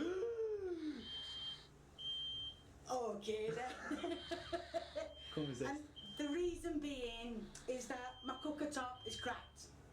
I don't know what happened. I just wiped it down one day and I just noticed it was cracked. So I'm going to phone up about it tomorrow, see what they can do. If they can mend it, they mend it.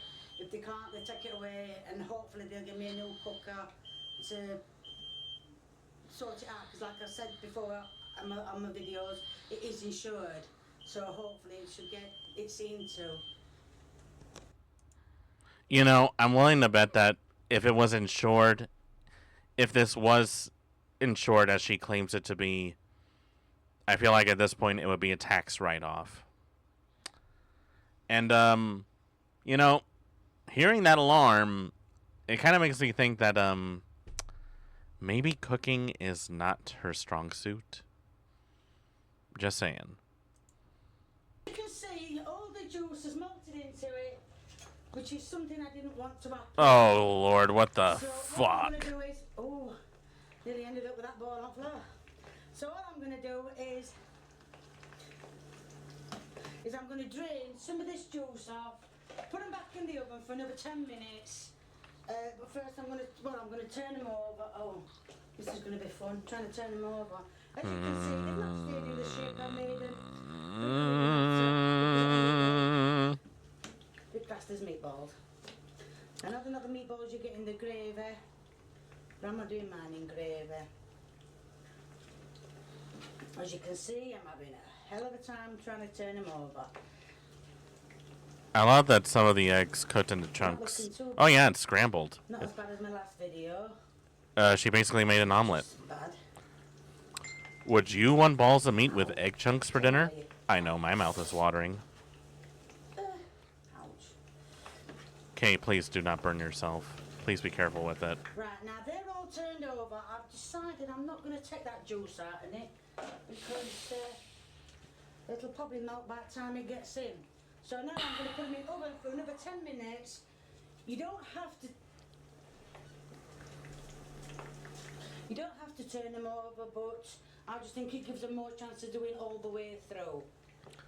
Okay, I'm pretty sure this is already cooked to an inch of its life.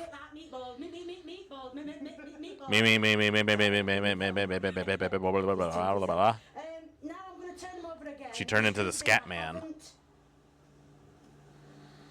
I haven't took any juice out juice. Sorry. Careful. So I'm gonna turn them over again. They do look they do look So good. I can't tell if that's part of the one. It's a British frittata. I'm just turning them over. That's how the Brits make their frittatas. I've been putting them in for 10 minutes. I don't know how long they want. It's been ages since I was at school and did any. What does that have to do with anything? And look at it. They're not sticking that much to the pan. That one, I think that one's to do with that one. So Remember when you were a kid and your parents tried to get you into eating things like going, at you? Yeah, I do. And I always hated them for that. The reason I did that just a few minutes ago with the meatballs is that somebody has made me these meatballs. It wasn't me, and it wasn't my son. It was one of you lot out there. So all I want to say is thank you. It's very entertaining, and the things that you're putting on, saying that I did, I have done. I have not. Lee, pack it in. I don't want to get done. So thank you for putting, doing whatever you're doing. I'm enjoying watching it. Very funny. I'm willing to bet that a lot of those Facebook posts aren't saying what she claims are saying. I would like to think that they're saying more along the lines of, "Dear God, woman, what the hell are you doing? Please, for the love of God, stop doing this." Or, something in that nature. But, considering that she's put out over 400 videos and YouTube didn't flag her content, I'm willing to bet that she's doing at least something right. Maybe. As you can see, they've come out and they look quite nice. And I've got my best taste tester to try it. Would you please try this, what I have got on the fork? It's just come out. Yeah, I know. It's going to be hot though, isn't it? Just take it bit by bit and tell me what you think, please. They've been in long enough and they should be done now. Last one I'm posting for today. No, I'm joking. All right, let's see. I'm going to rip your head off. Well, yes, they're done. Speak to me, yes or no. Right. They're done. Right. Yeah, they're done. I think this whole video's done. I don't always eat my own food. You know that.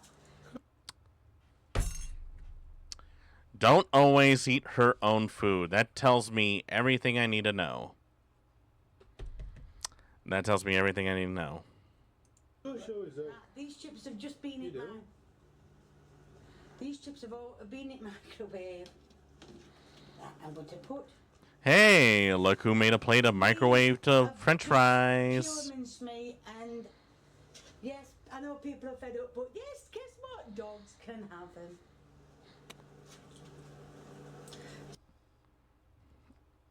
I like how she's doing all this at 12 in the morning. Somebody's got the munchies, that's for sure. That is for sure. So I'm just going to put 3 on just for the end product bit. These are the meatballs. You don't need to have chips with them, but this is the end product of how to make meatballs. Well, I hope that showed you how to go on with meatballs, or roughly going on, or showing you how to start making them. It definitely shows me that I definitely should not follow this recipe. And also, I'm also gonna go off on a limb and say that you forgot to put salt and pepper in any of that, because it looks like it was as bland as water. It was as bland as water. Do you want to know what else is not bland? The 3-minute ad break. Damn you pre-rolls. Well, since the ad break is coming up, might as well use this time to use the bathroom. We'll be right back, folks, after these messages. Boop.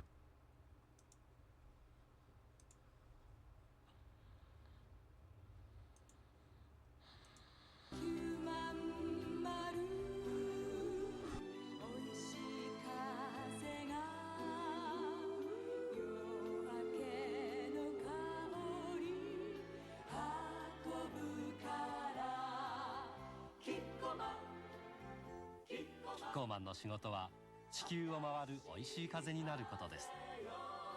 食の新しい風。キコマン。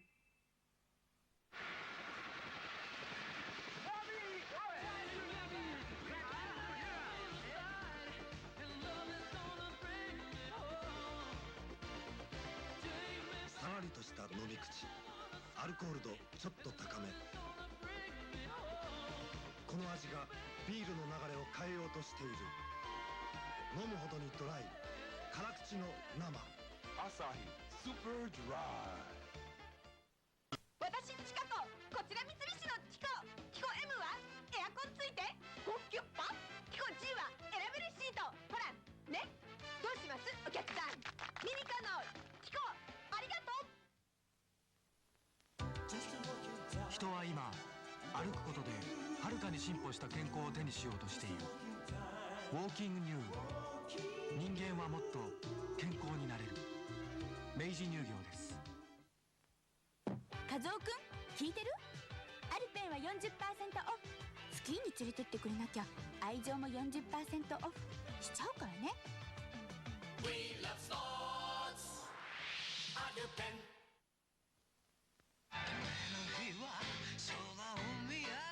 人生至るところバンカーあり。ベスト尽くして頑張りましょう。住友のニューベスト。ラージタイプ新登場。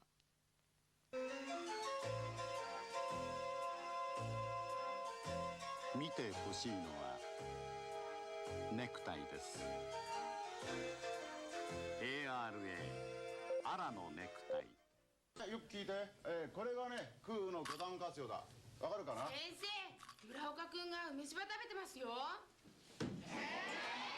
ほっといてちょうだい。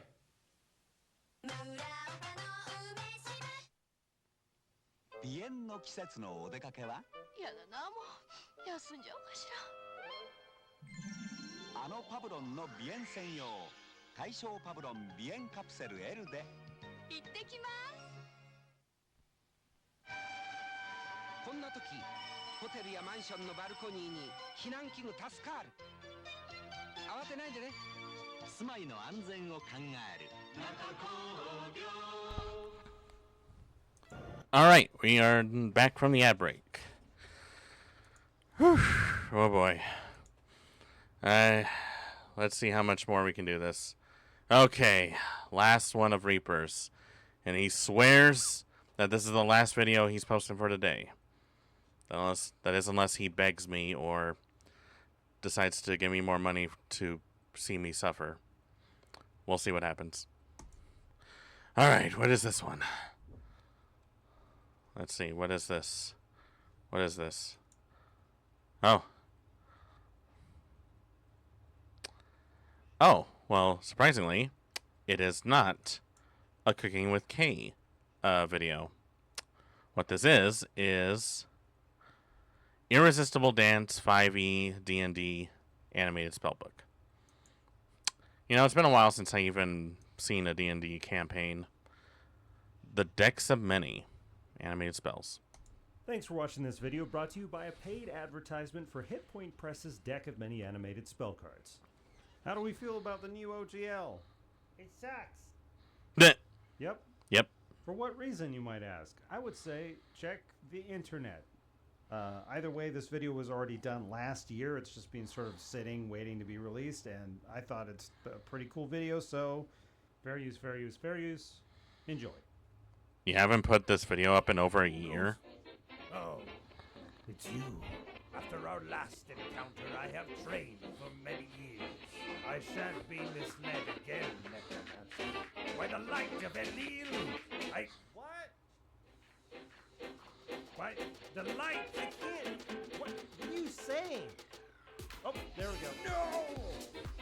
This is Irresistible Dance. The target is forced every turn to use all of their movement to dance. Ah! In other words, until they save, they can't move out of their space. Interestingly, there's no initial save. They can Wow, on that their is turn evil. use an action to attempt a wisdom save, but it seems to be the case, unless your DM rules otherwise, that as soon as they get movement, the target burns through it to dance, meaning that at least for one round, you could even get around legendary resistances. Anyway, for 1 minute until they do make the save or you lose concentration, they're forced to use all of their movement to comically dance in place. When I get out of here, you're fucking dead! They could try to move using some other means, but J. Cross said that even from abilities that give you extra movement, like a dragon's wing attack, quote, they gotta dance, unquote. That means You the gotta dragon dance. just That's probably just makes how them it is. dance more. Just dance. What's worse is they have disadvantage on their dex saves and attacks, plus attacks against the dancer are at advantage. If the target manages to break free, though, remember, they used their turn to do it. Yes! By the power of no!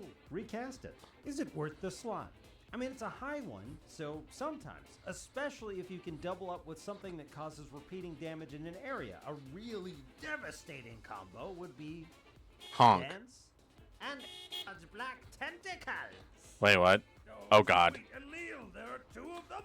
The dance gives them disadvantage on dex saves, and if they fail dex saves against the tentacles, shit, they take damage and are restrained.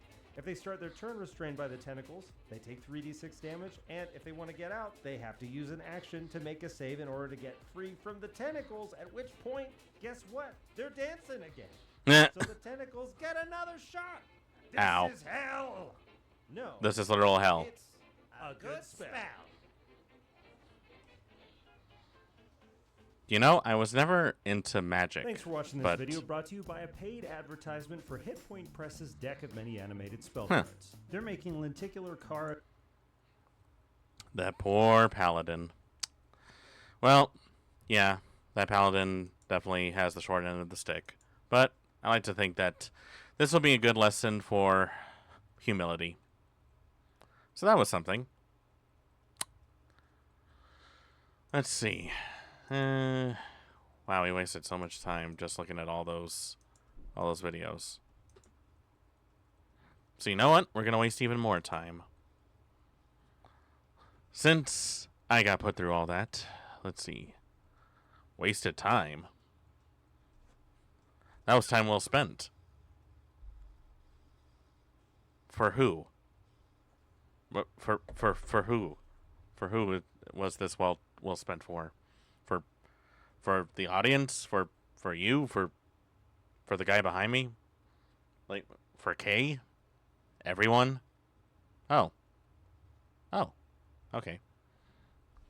Well, in that case... Alright. One more video. Now, really, this could go on forever. Let's talk about a lobotomized computer. That has to be... I have never heard of a computer that got a lobotomy, but you know what? First time for everything. The Canon StarWriter 25 may look like a typewriter, and it can act as one, but for all intents and purposes, this is a computer. It's got a CPU and RAM and ROM, a keyboard, a display, a floppy drive for data storage, and a printer for output. You guys want my advice? I think this is the new gamer setup that everyone needs to get. I think this would be something that a lot of Valorant players would just be eating up at. You would have to put your face so close to the screen that you would have to wait 3 minutes to see a single pixel. That'd be time well spent. So by the book, this is a computer. It's just a very basic and inexpensive one with limited functionality, designed for and marketed to people who could not afford or did not need a fully fledged personal computer. Those people are called gamers. Was by no means unique. At the time, there was an entire class of devices designed to fulfill that role. Canon referred to it as a personal publishing system, but these were better known as word processors. So this Word is processors. effectively a single application computer. Its one job is to let you enter text on the keyboard, edit it as necessary with the aid of the small built-in LCD screen, Is it in Spanish? 3.5-inch floppy disk. Mm-hmm.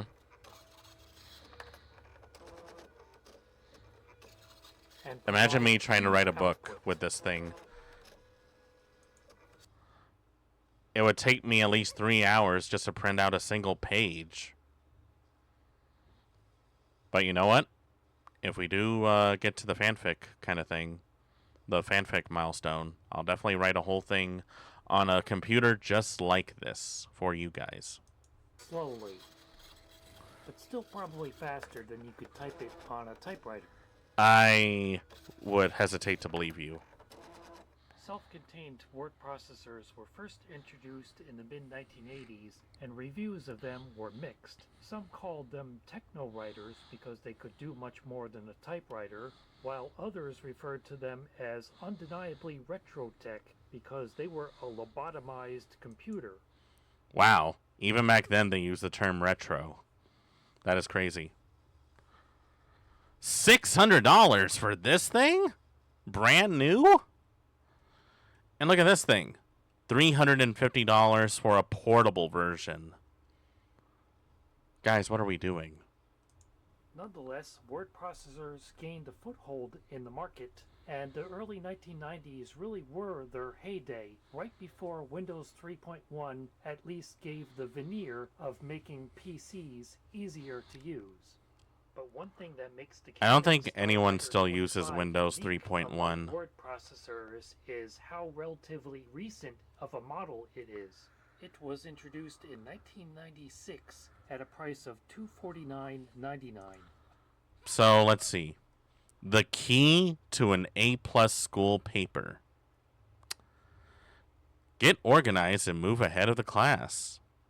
So these were basically advertised for students. Let's see. You can get that one for about $250, or you can get this one for $80. You know, I'm torn. On one hand, I would need a printer, but on the other hand, I wouldn't have to take out a loan. I just don't know who to trust. About 3 times the cost of a typewriter, but still much less expensive than buying a computer and printer. The Canon StarWriter 25. But who doesn't want a computer or a printer? And keyboard and a flip-out handle, so it is portable, but there is no provision for running it on battery power. It uses a center negative 9-volt DC power supply. Oh, so it's not a laptop. You actually had to bring your AC adapter. A contrast adjustment for the display, and this knockout plug is probably for an optional modem, which this one is not equipped with. Huh. On the other side is a 3.5-inch 720K floppy drive, and the knob for wow, a whole 720 kilobytes? The non-backlit monochrome LCD has adjustable angle and can display graphics as well as text. The keyboard is just rubber dome, not mechanical, but it has pretty good typing feel. Ooh, I love that. Oh, I love that sound.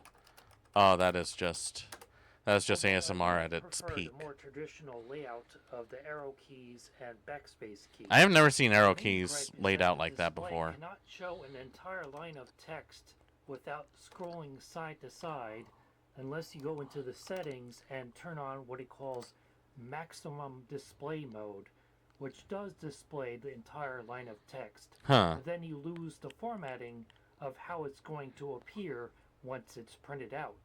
And scrolling through the document is rather sluggish, whether you go line by line or screen by screen. 2 hours later. Display. You do get all the typical word processing features, including margins, tabs, line spacing, and columns, cut, copy, and paste, find and replace, a spelling checker, and a crude print preview to at least see how much of the page your document is taking up. And you get a choice of 3 different fonts, such luxury, as well wow, as 3 whole fonts. That is just amazing. And 3 different font sizes, as well as expanded and condensed. Many other Canon StarWriter models contain a bubble jet inkjet printer, but thankfully for us, so we don't have to deal with a clogged print head and dried up ink This one uses a thermal printer. It can print directly onto thermal fax paper or onto plain paper using the included ribbon cassette. Huh, And the even then they print use quality ribbon is cassettes. very good. Not quite laser quality, but definitely far superior to a dot matrix printer. The downside is it's very slow. I timed it as taking about 3.5 minutes to print an almost full page of double-spaced text. 3 minutes to print out a single page. You know, my first book was well over like 26 chapters. It would take me quite a while to get through that. I think I would need to take a weekend off just to print a whole book. Dear God, why am I doing this to myself? Like, seriously, guys, why are we doing this to ourselves? We don't need stuff like this. We have technology. But is technology even worth it if it doesn't even work? I think not. Well, I would watch more of that, but we've actually spent the last 2 hours watching videos, and I feel like at some point we need to get to gameplay. But just for a little bit of giggles, let me see.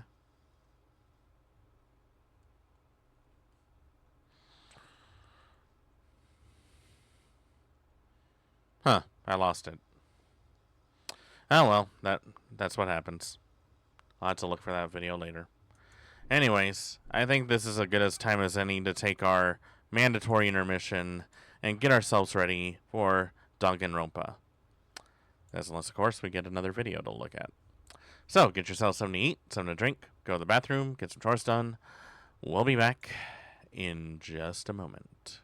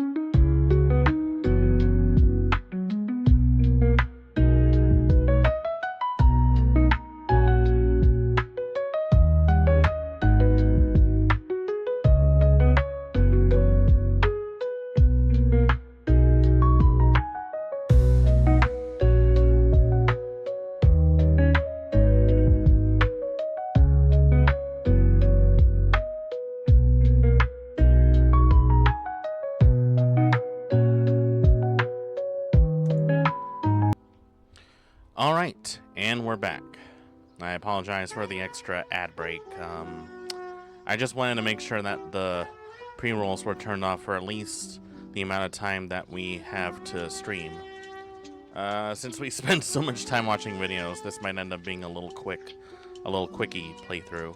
So hopefully we'll get far in the story. But, you know, still, I got everything I need. I got my water, I got my coffee, I had a little bite to eat.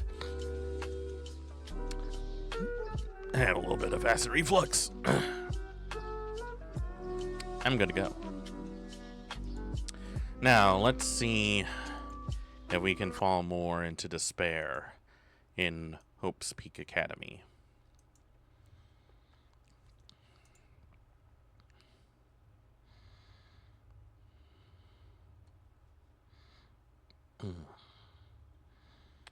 Okay, and pop. I sure hope I didn't forget how to capture this game. That would suck.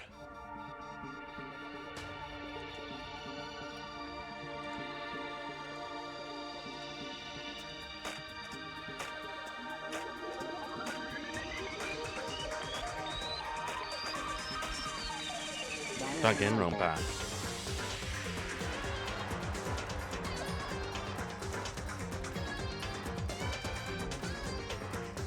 All set.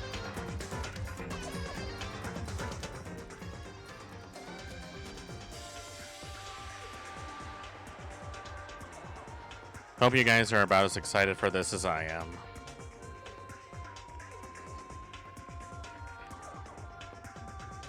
You.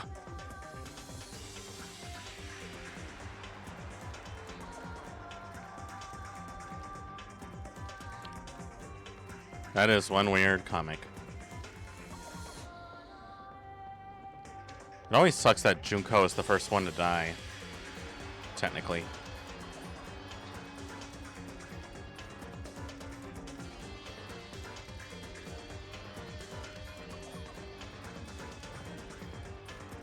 I always did like this art style, though.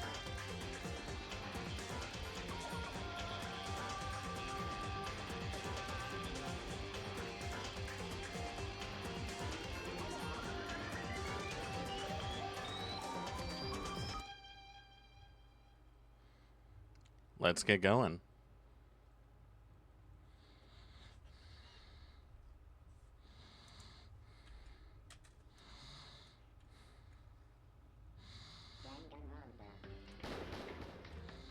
Alright, let's see.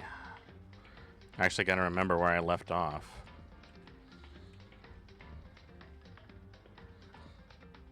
I think it was here? Yeah, I think it's this one.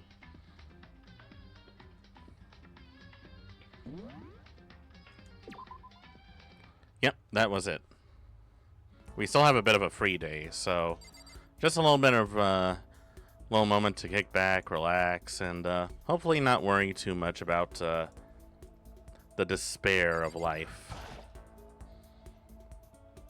I don't know why that part is always black. I mean, why waste money renting the whole school out, right?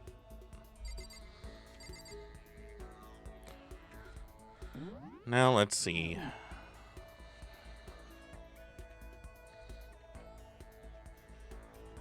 I actually forgot which button it was for the... Ah, it's Matt. I only have one coin.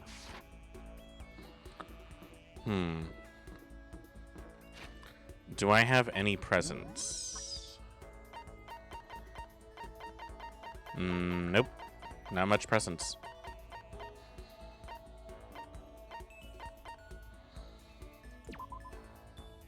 The name doesn't sound pleasant. It really does not.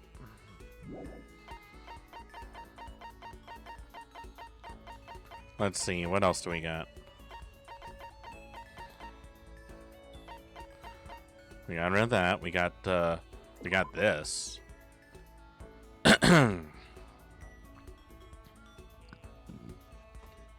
Some thick skulls like this were created 100 years ago, perhaps with alien intervention, and considered them oop-bardists.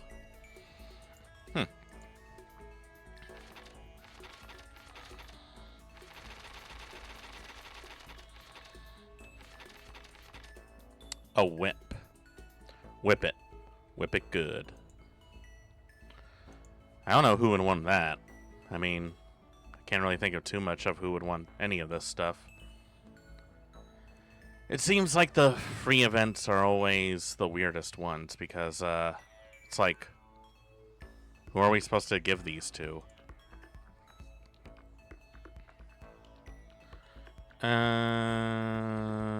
Who knows?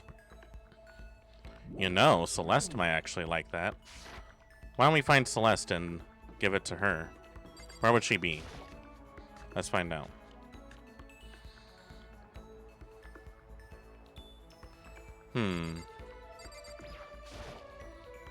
Lockers. One of them's unlocked, but I don't see anything inside. Ah, the classic mall massage chairs. How I love those. Maybe I'll use it once I get real tired.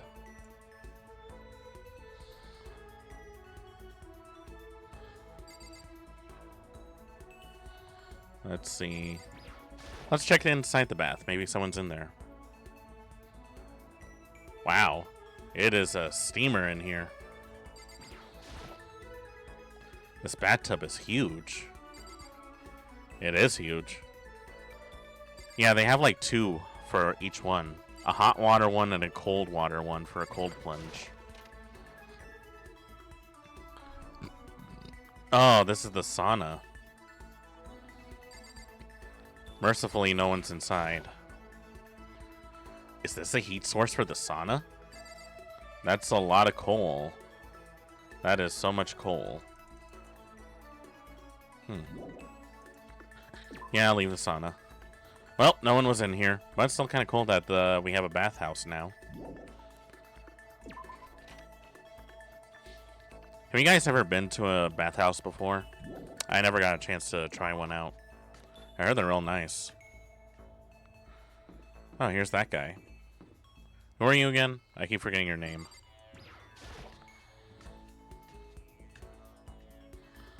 Do you think he would like a skull? It's a pretty nice skull. Someone would like it, I'm sure. It's for a good cause, whatever it is. If you call me bro, I'm gonna cry. I am going to cry. I promise you I will cry 100% if you call me bro.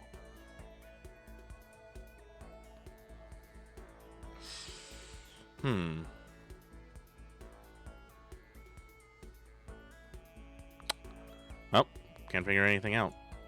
I haven't gotten any coins yet. There's Owada. Is anyone in the kitchen?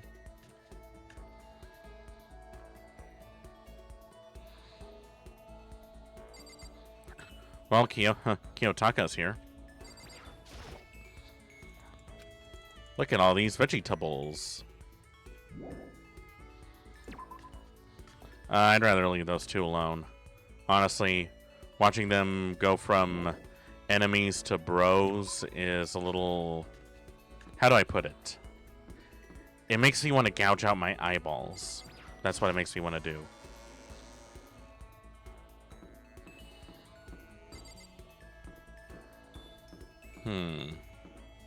I wonder if Byakuya is still there. Oh, hi, Celeste.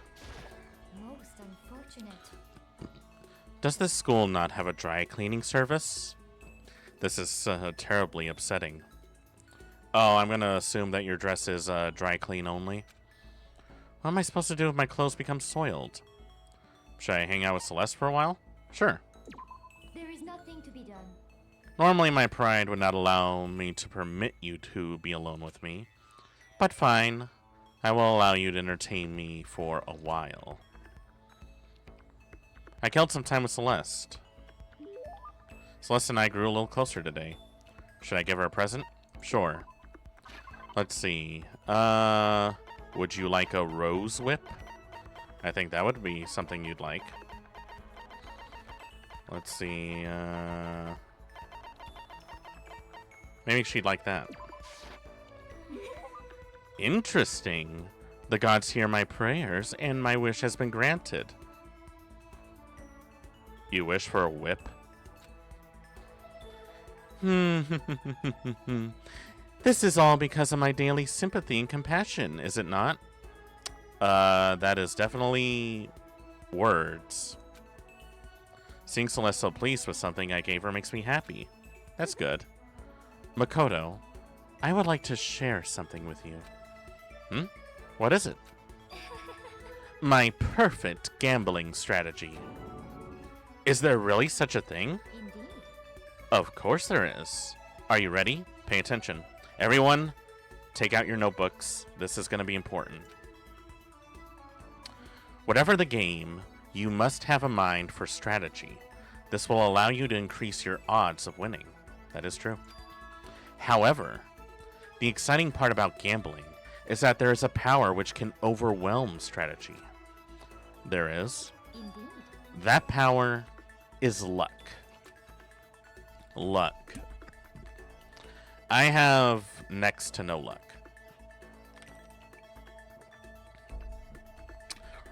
I would be willing to argue that if I didn't have bad luck, I'd have no luck at all. Actually, There are two types of luck, good and bad. There is no in between. And that luck is built into every human at the moment of conception, like a computer program. is that okay? Some call it fate. The bottom line is, luck is life. Well, Do you see what I'm saying? You mean that's your perfect strategy? Correct. You see, I was programmed to have good luck when it comes to gambling. This is why I have never lost. So that's all there is to it? You are the ultimate lucky student, yes? Does this perhaps exceed my own luck? One day, I hope to put that to the test. I hope you are well. Well, then, have a nice day. Without a word, Celeste quietly disappeared. I like to say that my life has been more bad luck than good lately. Gambling's probably not a great idea for me. It's definitely something that's a bit of a mixed bag for me. But, you know, it is nice that that we spent some time together. Hey! More skill points. Cool. What do I got? After parting ways with Celeste, I went back to my room. It is officially nighttime. Nighttime is official.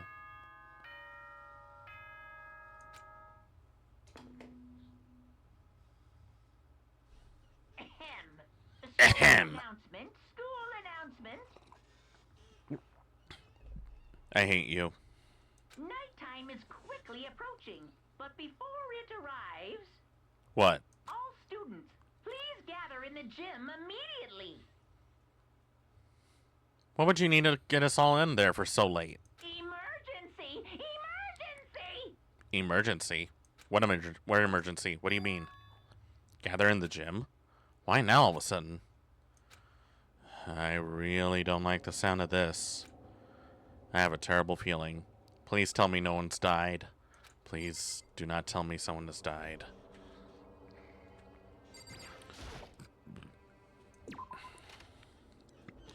I mean, Jesus Christ, please tell me that no one died. Please. I will do something. I will give you a cheese doodle if you do.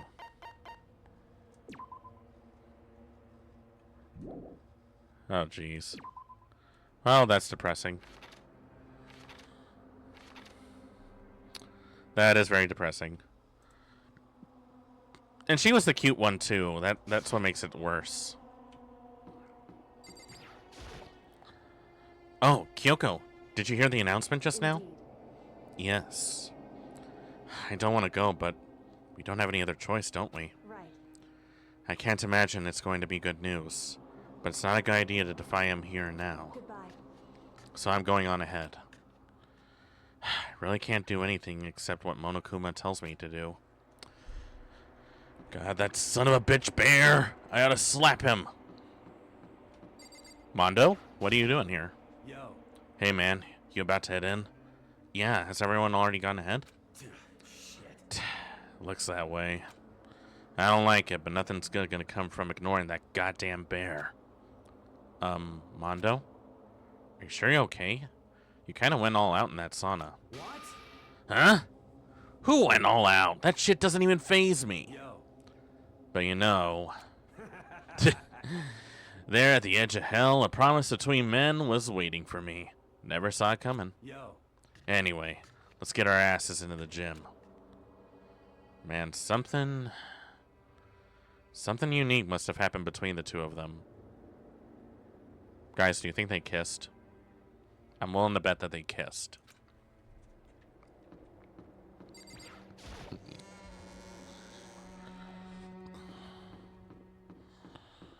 Oh, I really don't like this. I have a bad feeling about this, but I better just get over with it and get into the gym.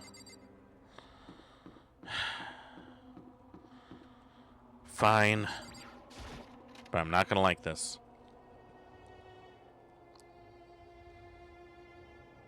Oh, what are you doing here, Hifumi? Hi, Hifumi. How come you haven't gone in yet? Why is that? Mr. Naegi, don't scare me like that. Sorry, but we should really go inside. No, don't. You can't go. That's why my ghost friend is telling me. I don't feel good about it either, but we can't just ignore this. Damn, that's true too. I suppose. I guess we have no choice. I have to go too. What was that about a ghost friend? Oh boy, I really am not gonna like this, aren't I? Asking us to gather together all of a sudden like this. What could he possibly want? Well. Indeed. What might await us this time? He keeps things interesting, that's for certain. How is that funny? Can't you smile like a normal person for once? Like how the housewife on a classic TV show smiles at the end of an episode? I don't know what kind of housewife TV shows you're watching. What the heck? There's something totally messed up if you can laugh at a time like this. Which of us is actually messed up, Huh? What's that supposed to mean? Nothing in particular. Just admiring, that's all. I don't want to kill anyone, but I also don't want to stay here living in a blind denial day after day. I was just admiring how you can live like that and still keep your sanity. What is this? I'm not in denial. That reminds me. Remember how you kept talking about how the police or whoever would come to help us? How'd that turn out? It seems to me there's no sign of whatsoever of a possible rescue. Byakuya, you are on thin ice right now, buddy. Don't make waves. Like, this guy, I don't know what it's about him, but he definitely has an aura that I don't vibe with. Well... That's just... Huh? I wonder what actually happened. Certainly. It's strange, that's true. There's no way the police wouldn't know about it. We're right in the middle of a major urban area. What? The police suck! On the contrary, the mastermind may be just that powerful to take control of even the police. Could it be? This might not be related, but... Then don't say it. No, gonna say it. It's not like some occult mystery. It's about last night. I was near the main hall, just staring off into space, when all of a sudden, I heard it. Huh? You heard what? A sound that... I really don't know what it was. What kind of sound? Well, like I said, I don't really know. But if I had to describe it, Could it be? it was like a construction site, I guess. Wait, a construction site? For serious? I mean, I could just be making that up. I only barely heard anything. Then you definitely made it up. Must have just been the sound of the ocean in that head of yours. Say what? What you talking about, Toko? Huh? Who said that?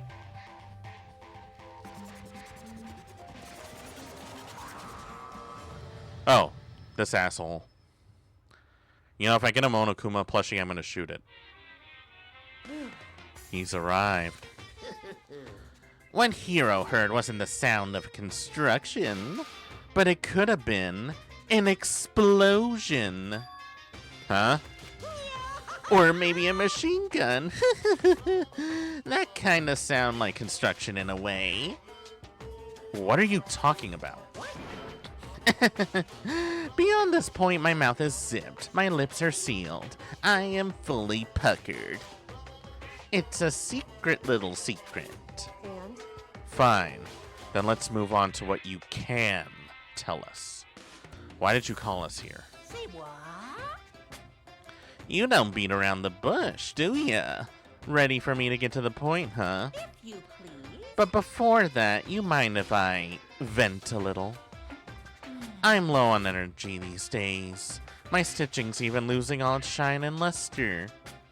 I'm thinking it's probably because of this, boring old everyday life.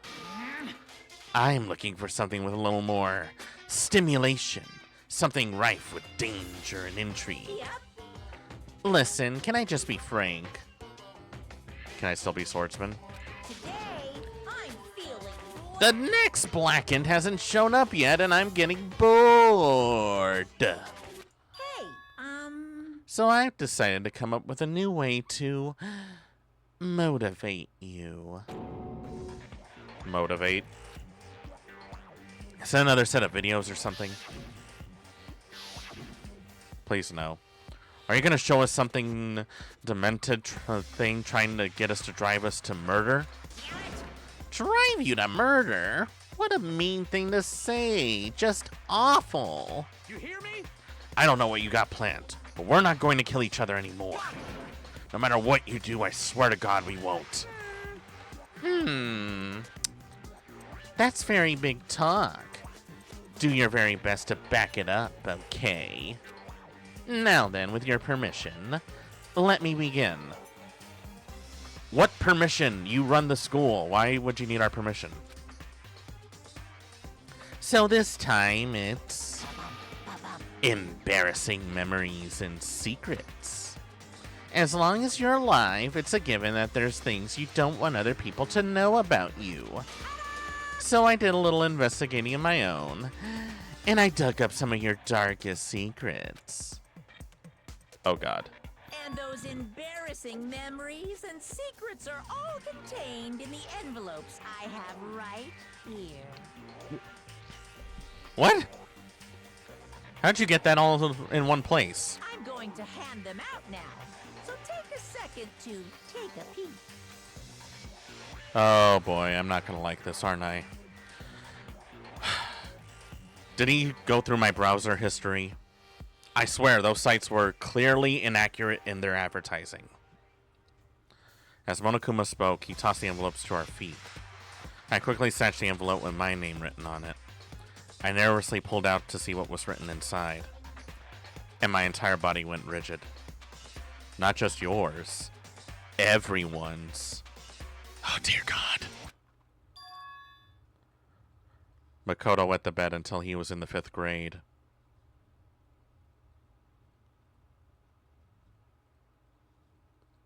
Huh.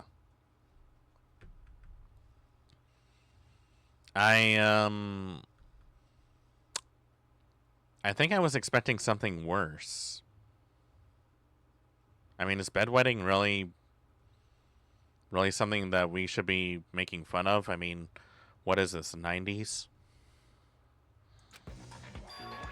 What? How? How did you find out about this? Everyone started talking at once. You have 24 hours. If someone doesn't become blackened by then, Extreme! all of your deepest, darkest, most embarrassingest secrets will be exposed to the world. Maybe I'll roll by a crowded intersection by a van strapped with a loudspeaker and spill the beans. Wouldn't that be so embarrassing? So that's what you meant by motivate.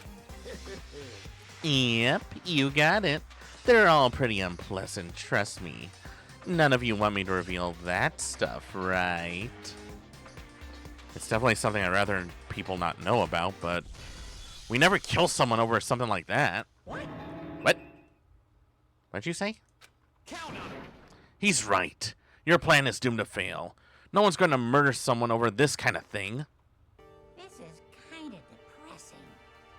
Oh no. I don't know if I should say this, but if it's a secret that, unless that would get you thrown in jail, you might as well just go ahead and say it. Is it because, for better or worse, your memory is still a way to connect to the outside world? I have stuff I wouldn't want anyone to know, no matter what, so I assume you'd all want to be the same. Which is why I put so much effort into preparing this next motive. Man, you're really saying you won't kill each other over this stuff? This just sucks. Well, what can you do? Okay then, in 24 hours, I'll just expose all your secrets just to make myself feel a little better. Okay. So sad, so depressed, fare not well. With an almost convincing look of depression and dejection on his face, Monokuma receded into the gym's depths. So, I didn't know what to expect at first, but maybe we dodged a bullet on this one. I mean, yeah, having those secrets revealed is going to be totally embarrassing. But that's seriously not enough to give someone a reason to kill, right? Listen to me. Good news, everyone. I have a brilliant idea. You hear me? Why don't we all just confess those secrets in these envelopes right here and now? Without a doubt. If we do that, any and all motive for murder will vanish. Pretty smart, right? Theoretically, that is possible.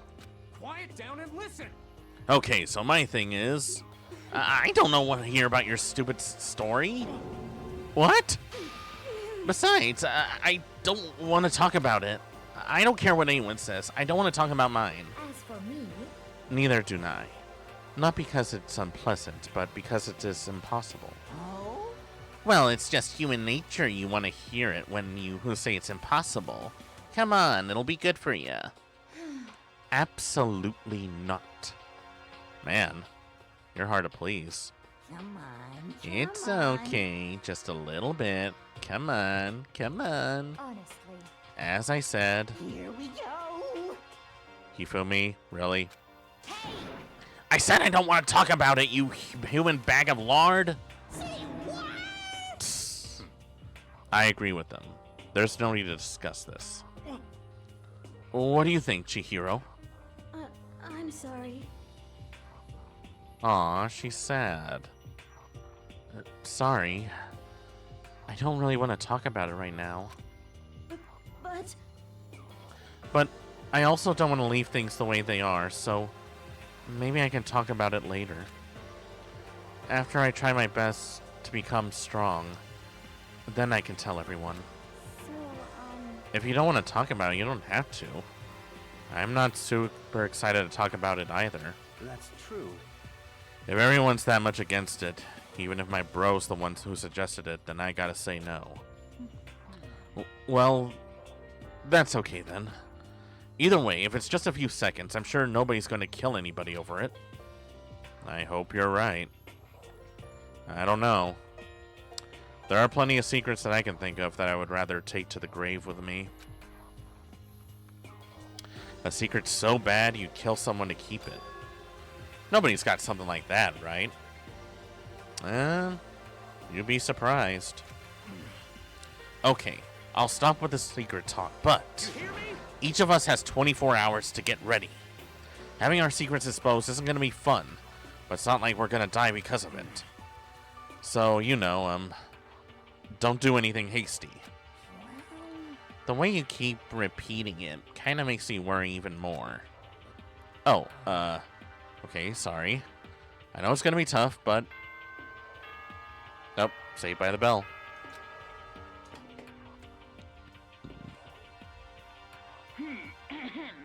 This is a school announcement. It is now 10 p.m. As such, it is officially nighttime.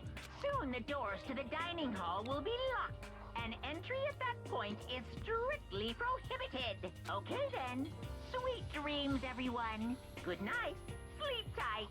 Don't let the bed bugs bite. I hate you, Monokuma. Nighttime already, huh? Okay, let's all call it a day. Of course. Good idea. We need to prepare for tomorrow.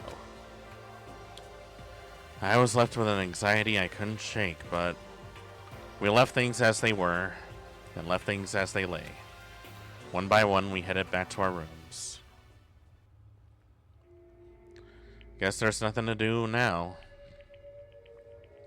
Secrets or memories you don't want anyone to know about. A way to connect to the outside world. Honestly, all that crap Monokuma was spouting didn't have any effect on me. There's no way anyone would kill someone over stuff like that. At least, that's what I thought. But maybe I was just being optimistic. Which is probably why, without too much of a struggle... Jeez, I'm more tired than usual. Super tired today. I fell asleep. But what I didn't know is that even then, a tragedy was taking place. Oh no, someone died, didn't they? Hey, do you have a second? I want to confide in you.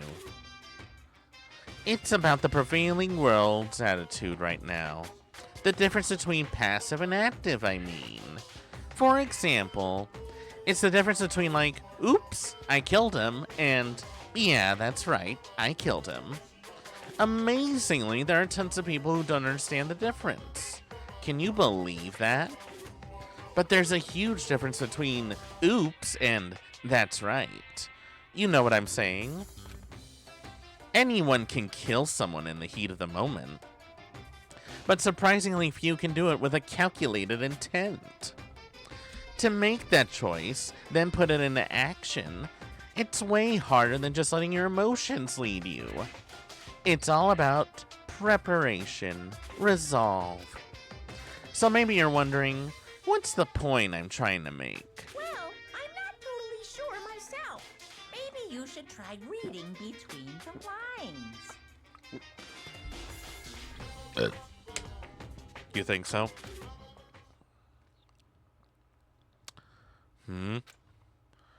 Morning. Good morning. Huh? Good morning! Oh, God!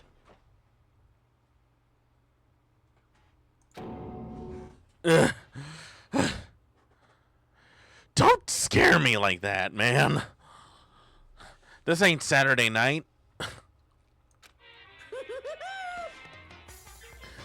Oh, I hate that fucking bear. I hate that bear so goddamn much. Nice reaction. I'm glad to see you didn't disappoint. What are you doing here? Yep. I wanted to spice things up, so instead of a school announcement, I decided to wake you up in person. What the hell for? Because it's fun. You son of a bitch.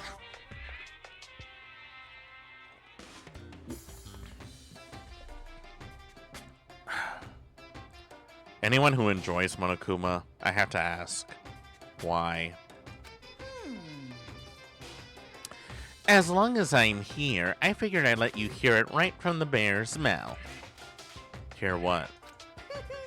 Are you sure you should be acting this laid back? I mean, even though something happened to one of your buddy-buddy classmates. Fuck. I knew it. What? Say what? What?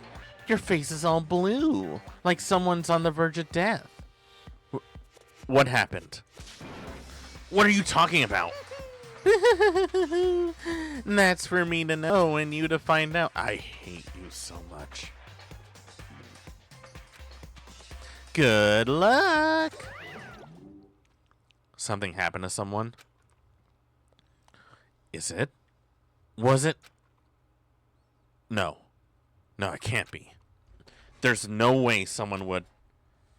But what if? No. What ifs are pointless. Especially now when. The dining hall. I need to get to the dining hall. Run, run, run, run, run, run, run, run. Makoto. Hey, Hina. Are you okay? Hey. Did Monokuma talk to you, too? Hiro, Hina, Sakura, and... Huh? Byakuya? You're the only ones here? Where's everyone else? Yeah, they're already off trying to verify what Monokuma said. Or they've fallen victim into something that Monokuma mentioned. The... something? Perhaps. It can't be. Has it happened again? Murder. After hearing what Monokuma had to say, the worst possibility forced its way into my mind. It took everything I had to drive that thought away. So if something really did happen, does that mean someone did it because of what happened yesterday? Huh? It can't be. That stuff was just a bunch of old memories. Just old memories? Don't be so sure about that. Clearly someone felt it was more important than that. Huh? To judge someone else's values based on your own outlook. Do you realize how dangerous that is? What the heck? Why didn't you say something yesterday? Naturally. Did you already forget? This isn't a co-op game. It's every man for himself. Oh, Byakuya, you are really gonna regret that. What good does it do me to go out of my way to help you? Just the worst. Stop saying that already. There is something wrong with him, for serious. Did he get brainwashed or something? Wait. That's not important. What matters is right now we find out what happened. That's fine. She's right. Let's split up and begin looking. The game is afoot.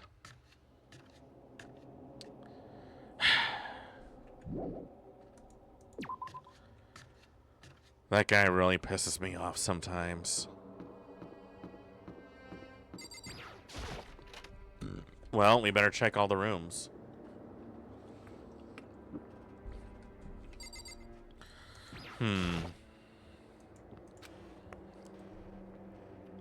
There's nothing here.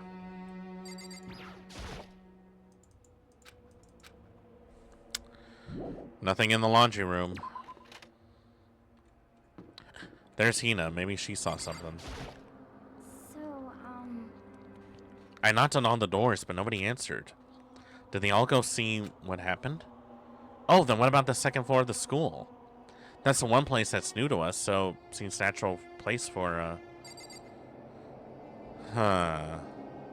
maybe? I hope she's wrong. It would make sense, though, wouldn't it? What do you see, Haga? Yo. Hey, Makoto. Honestly, what do you think? About what? For serious. About Byakuya. You think he's being brainwashed or what? I don't know. You know more about that kind of thing than me, right? What? What's that supposed to mean? Well, I mean, you're kind of a psychic, right? Hey. Listen, Makoto, I think you completely misunderstood what it is I do. Okay, listen. Fortune telling is like... Well? It's totally different from brainwashing or hypnosis or any of that pseudo-scientific bullcrap. I need you to understand that. So you expect me to believe that fortune telling isn't pseudoscience? Sorry, but I really don't want to get yelled at. Let's just leave it at that. Alright, we might as well check the second floor. I have a feeling I'm not going to like this.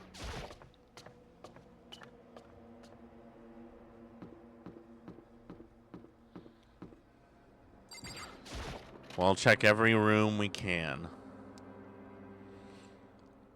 The baby is sleeping. Please be quiet. I don't give a fuck if Monokuma is sleeping.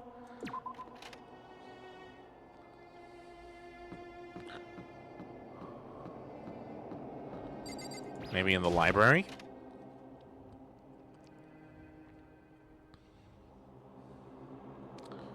Of course he would be here. There's nothing here of interest, don't you agree? You should go look somewhere else. There's nothing worthwhile over there. I've already checked, so there can't be no mistake. Guess someone's being a little thorough. I guess this time he just annexed the entire library to himself, huh? I really hate these peppy rich types. Think they know everything. Anything in here? Reality isn't everything. But it does help understand a few things. Oh boy. Okay. So they're not here, they're not here. Maybe in here? Nope.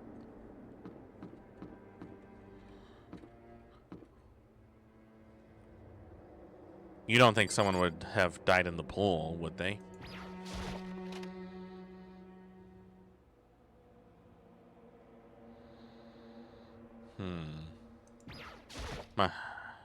Huh? The door's open, but aren't these supposed to be locked?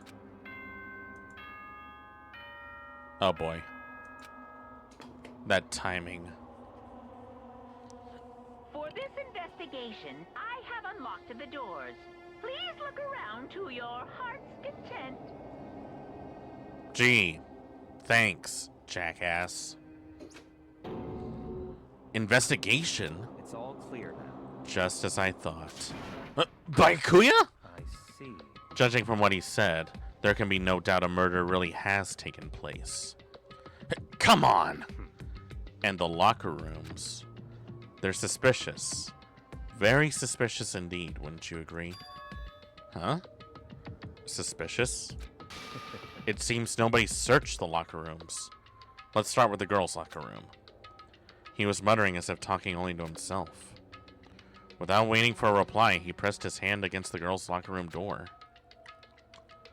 And the door swung open without a sound. In that moment, time seemed to freeze. What happened? Bloodlust.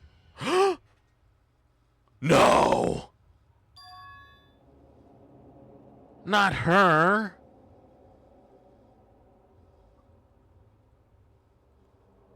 No, not her. I actually liked her. I don't know how long it took for me to fully comprehend the reality of what I was looking at. But as soon as I did, a wild, almost primeval scream escaped from my mouth.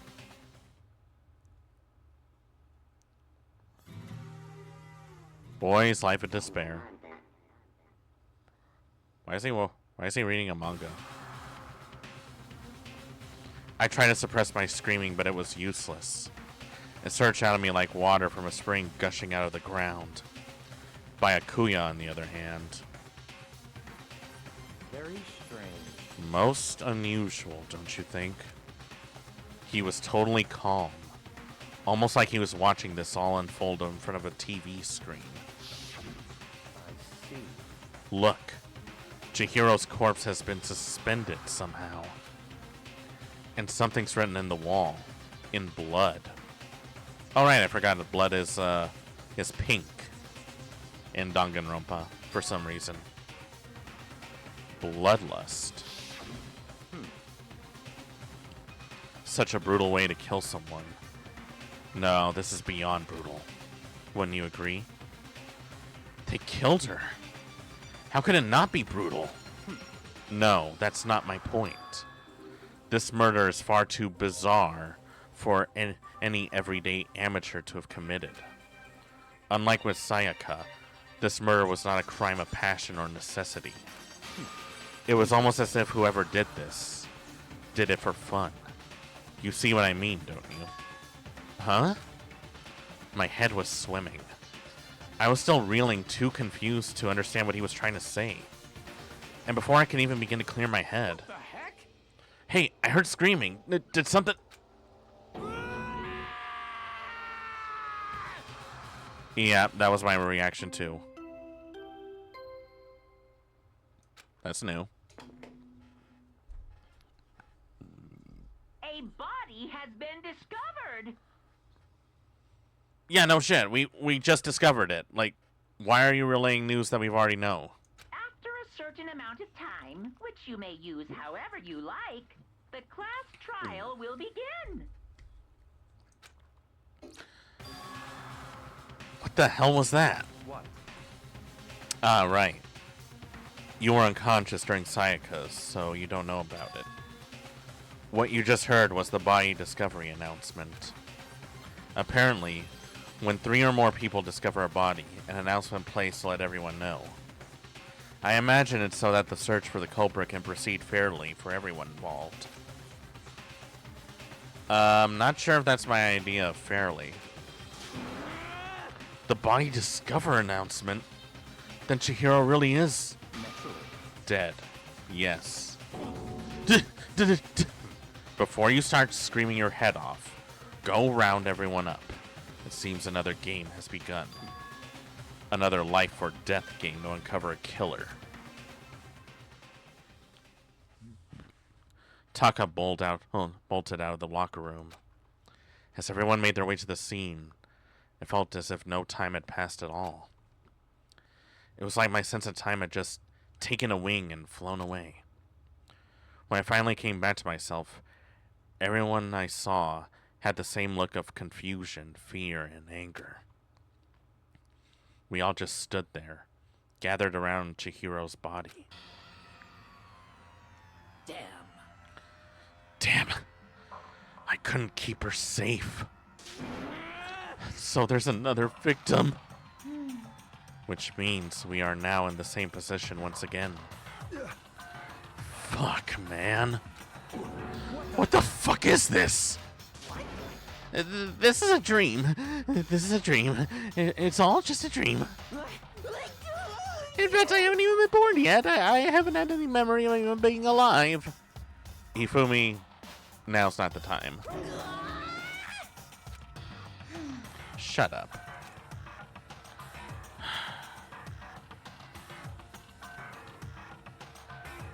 Like, where do we even begin?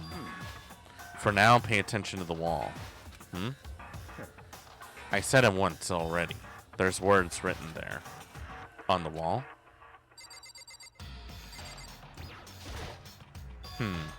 Bloodlust is written in the wall in blood. I don't think this is any kind of dying message. It's just too strange. But you know, that thing about writing bloodlust in blood, doesn't that sound kind of familiar? A murderous fiend who kills again and again, using a bizarre and brutal method. And the scene of each crime, the word bloodlust is written in the victim's own blood. They're like a ghost, attacking suddenly, then slipping away before the police can catch up to them. And what nickname did the internet give to this mysterious serial killer? Genocide Jack. I guess Jack the Ripper was already taken. Still, Genocide Jack. Just one more up from Violent Jack. Great OVA, by the way. I highly recommend it if you like, you know, blood. The murderous fiend whose grisly attacks were famous all across the country. The ultimate murderous fiend, creating a reputation of abnormal and downright cruel killings. What is this? Then is this some copycat killer trying to imitate Genocide Jack's style? But why would anyone do that? Perhaps it's the work of the real Genocide Jack. The real... Wait, are you saying Genocide Jack is here in this school? No way! There's no way. But going as far to write bloodlust at the scene, I'm surprised at their stupidity. Well, I can't imagine a worse situation than dealing with a stupid murderer. What is it now? Toko. Hina was pointing toward the entrance to the girls' locker room. Yeah. Oh boy. Toko was the last to arrive. And now she was just standing there. Toko, just calm down. Breathe. No. Why? Oh God.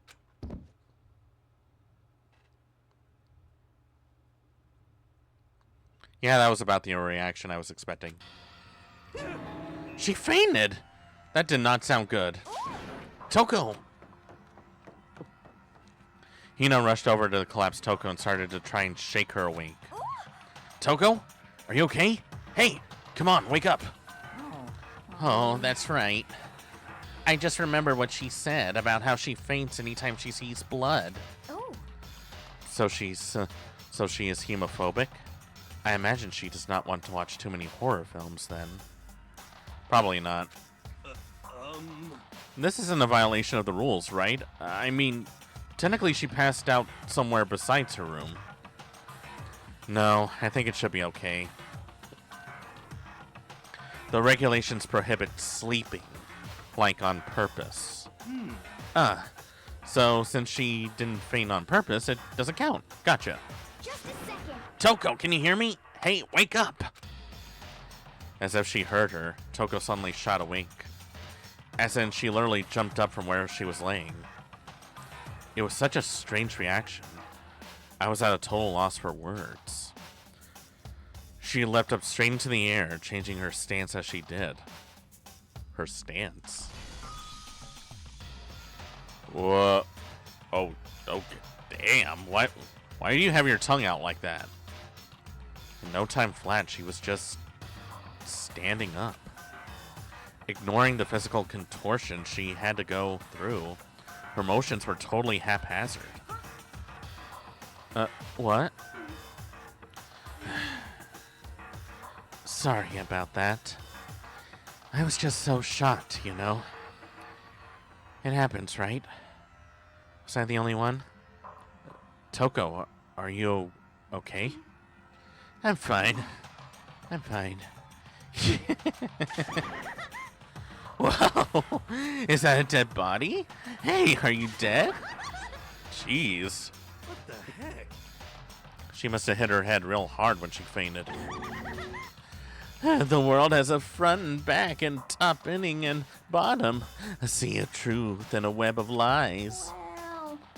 This is quite concerning. I mean, she sounds completely different. No. Everything's fine. At least the stutter's all gone. Good thing, right? I see. It's clear to me that everything's not fine. Your eyes seem strangely vacant. It might be best if we take her back to her room for the time being. I don't mind taking her, but could someone help me? If you need help, I don't mind. Taka, could you help me? She totally ignored him. Very well. You take care of the girl and the rest of us can begin the investigation right away. I can assume nobody has a problem leaving Sakura and Mondo on guard duty again. Hold on a second. Rushing into an investigation, the mastermind isn't behind that. After what happened last time, surely you realize that. Don't make me repeat myself. There is no question that Chihiro was murdered by someone among us. Isn't that right, Monokuma? Of course. Right as rain. How did he know that he was there? But don't take it as a bad thing. It's just a fact of life. There is a dead girl crucified on a exercise equipment. Because that's how graduation works. Wait, that's how graduation works? Guys, make sure I never graduate ever again. Ever. Then it's happened again. Is that what you're saying? That another one of us killed a fellow classmate? What? Does that freak you guys out? You guys have no balls, you know that? Is there really just nothing down there? Well, I'll let you pray to mine if you want. I actually don't have any either. Sorry. Stop talking. Stop monologuing and give us what you came here to give us. You did bring it, right? I sure did, chum. The Monokuma file. Oh boy. I know how much you must be looking forward to it. See ya later. So do your very tip-top best in this investigation. No way! Do we really gotta do another investigation? I mean, we might as well. Otherwise, there won't be any game. Examining the corpse of one of our friends. Having to suspect all our other friends. I hate this. I can't take it anymore. I hate it too. I had enough. I'm getting out of here. Where do you plan on going? There's nowhere to run. Such ignorance. Just accept it. After all, blood is just a liquid. A dead body is a simple object. You are very enthusiastic about all of this, are you not? Naturally. How can I not be? If we don't unmask the culprit, we all die. That's true, but to jump into it so soon... What? Do you want to die? Such ignorance. Fine. Then go off and die somewhere else. Right now, go ahead. You're a waste of space. Damn you! A dead body is an object? Piece of shit! Chihiro wasn't an object. Show some little respect or I'll beat you some into it. Calm down. Everyone stop bickering. Listen, there's some truth in what Byakuya said. Kyoko! Because... If we don't solve the mystery and find our killer, our own lives are forfeit. And then Byakuya is right that Genocide Jack is somehow the one who killed Chihiro. That's right. Then unless we do something, more victims could start piling up. Forget the victims. If we mess this up, we're all dead meat. Hey! Hold on. If that's what you're worried about, you don't gotta worry about it any longer. In any one killing game, the guilty party may only kill a maximum of 2 people. Eh? What? I don't remember any rule like that. Actually... I just came up with it. I mean, if one person went around and killed everyone, your lovely student life would be all over, right? God damn it. So then... In that case, why not limit it to just one person? Hey, Well, in a good mystery, you don't want to miss out on at least the potential of a serial killer angle. Just one would be totally murder that possibility. Punishment is waiting for you. Farewell for now. I'll catch you guys in the class trial. I can't say I understand his thinking, but if we can kill up to 2 people, then one more person's life could still be in danger. Which is definitely not good. We need to uncover the culprit before something else happens. You son of a bitch! You need to shut the fuck up! So, Well, for now, Taka and me are gonna drop Toko off at her room. Nice. I'm gonna get dropped off. there is nothing to be done. We have no time to stand around. We must begin investigating our investigation tout suite. If we do not solve the mystery of who killed Chihiro, Is that okay? then we will quickly follow her into the afterlife. That's true. I hate this, but if we want to survive, me and everyone else, we have to do it.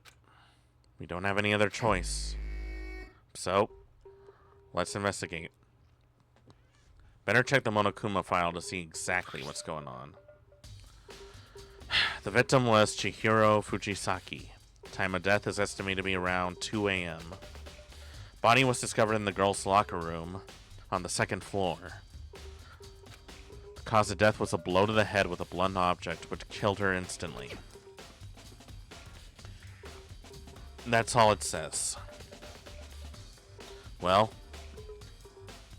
it's not like there's any point to complaining about it. No matter what, I gotta do what I gotta do. Well, guess it's only a matter of time. Like so many others before us, if you want a job done right, you gotta do it yourself. Alright, well, let's see what we got.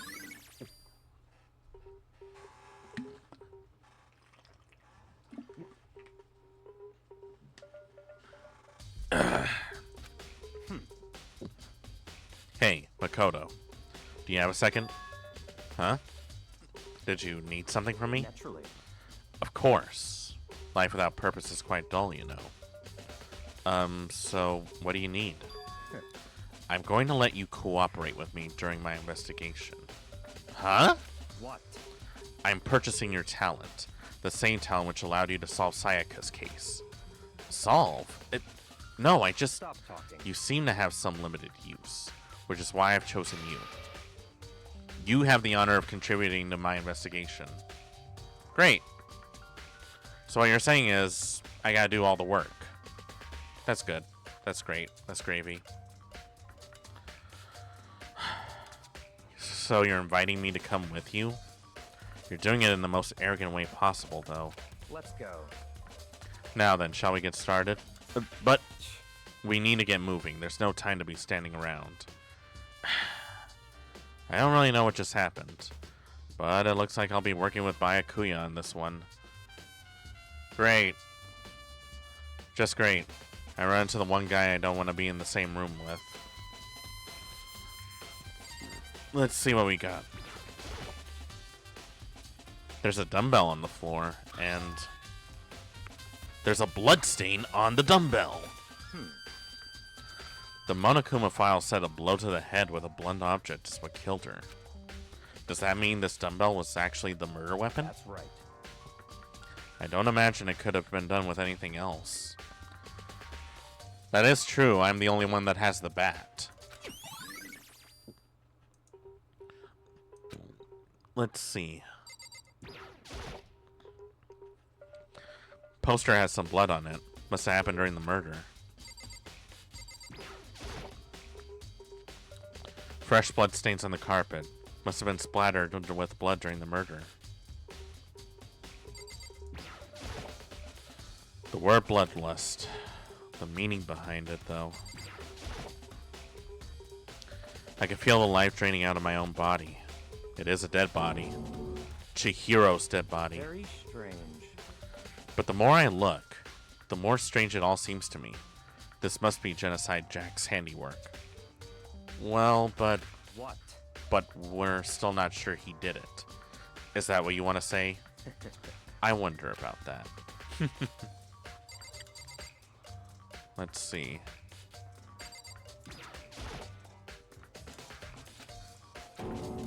Very strange. What? Still not much I can go off of right now.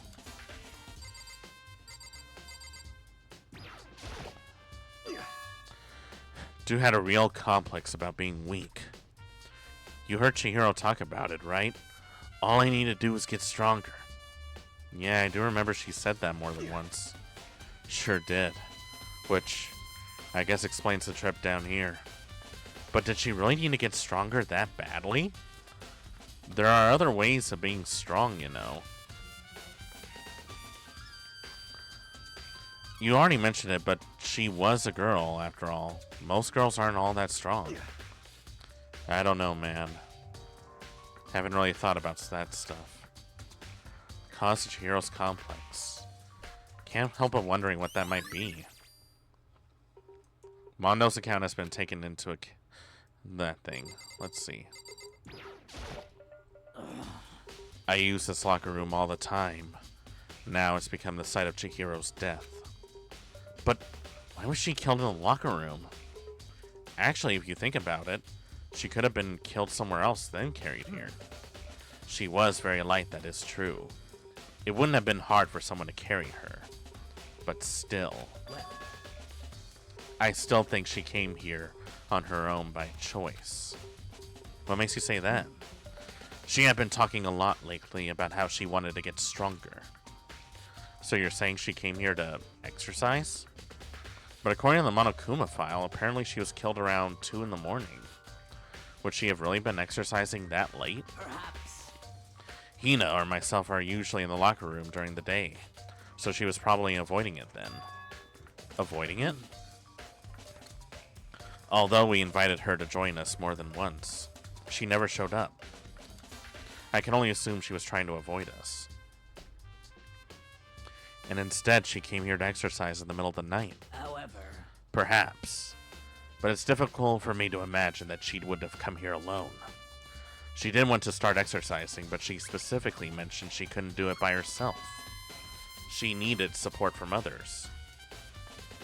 Well, if she wouldn't have asked Hina or Sakura to help her out, then who would?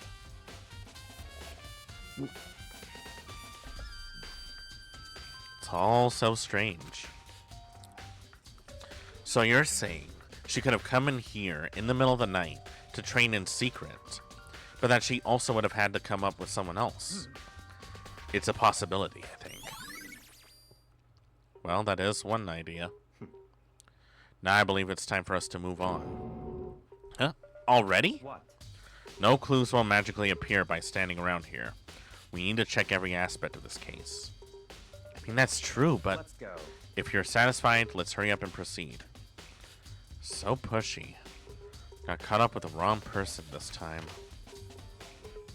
So what now? Alright, genius, what do you think?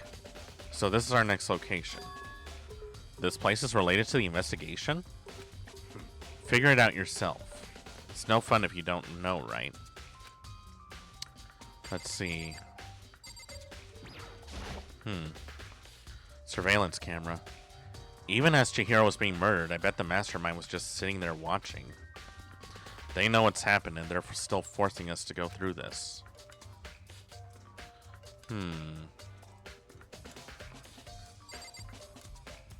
Let's see, is there anything strange? Maybe that gun was... Nah, that's not true. If that were true, Chihiro would have been riddled with holes. There are a bunch of different pool-related items on the shelf that have nothing to do with the case. Flotation donut. Don't think that's related. Oh, but I got coin. Maybe the boys' locker room? That's not even the scene of the crime, idiot. You're the one who told me to check around. You tell me.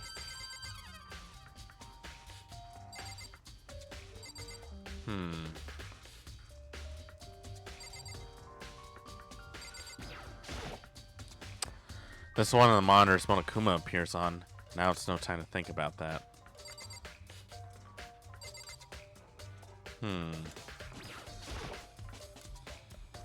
If I remember right, this card reader is meant to work with our handbooks, right? What? Do you have an issue with that? If so, you should take it up with Monokuma. He said that quickly and sharply clapped his hands together. Did you call for me? Ah! Has he been domesticated? That's right. It seems that Makoto has a question for you. You need something? Sure, what's up? Well, it's just about this card reader. Yep. Yes, the card reader has all been designed to interface with each of your e-handbooks. You can only enter the locker room corresponding to the gender listed in your individual handbook. And it's impossible for two people in a row to go through while the door's unlocked, correct? Unbelievable. If there were some sort of erotic terrorist on the prowl, the ceiling-mounted Gatling gun would have initiated a Swiss cheese slaughter. And the school regulation prohibits anyone from lending someone else their handbook, right? Of course. Correctly correct. So then, that means only girls can go in the locker rooms, and only boys can go in the boys' locker rooms. In other words, Chihiro's body being found in the girls' locker room means...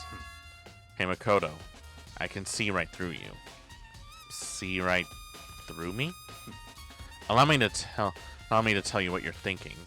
Since Chihiro was found in the girls' locker room, the killer must have been able to get in there. So, in other words... As such, the killer must be one of the girls. Did I get it right? Such ignorance. Good lord, you're simple. But am I wrong? You should pay closer attention to the regulations. The answer has been in front of you this entire time. Loaning your e-handbook to another student is strictly prohibited. Only the act of loaning a handbook is prohibited. Borrowing someone else's is perfectly fine. Is there a difference between loaning and borrowing? I feel like those two are kind of interconnected. I would expect nothing less from the prodigal son of the noble Togami family. So you managed to sniff out the loophole in the regulations. Knowing you, I bet you created it on purpose, didn't you? To add a little more excitement to things. You're treating me like a puny little appetizer instead of the main course I am. Now, since dead can't actually talk, they're not people anymore. They're things. Got it? Get it? Good. Wait, hold on. You're saying there's a loophole, but in order to borrow someone from that other person, then that means someone would have to loan it, so, Why you? So sleepy. Just listening to you makes me want to pass out. Be more like me, Akuya, and get your poop together. I guess he can't say shit. Unbelievable. Or else I'll charge you with criminal negligence. On what grounds? No more questions. Figure out the rest of your own damn self. I hate that guy. That's fine. Well, I know you are unfortunately lacking in mental faculties, so I'll fill you in myself. Let's head to the main hall. The main hall? That'll help you understand what's going on. So if the card reader can be borrowed. So what is this? So what are we looking for here? Does that mean I have to figure it out myself? Let's see. Trophies.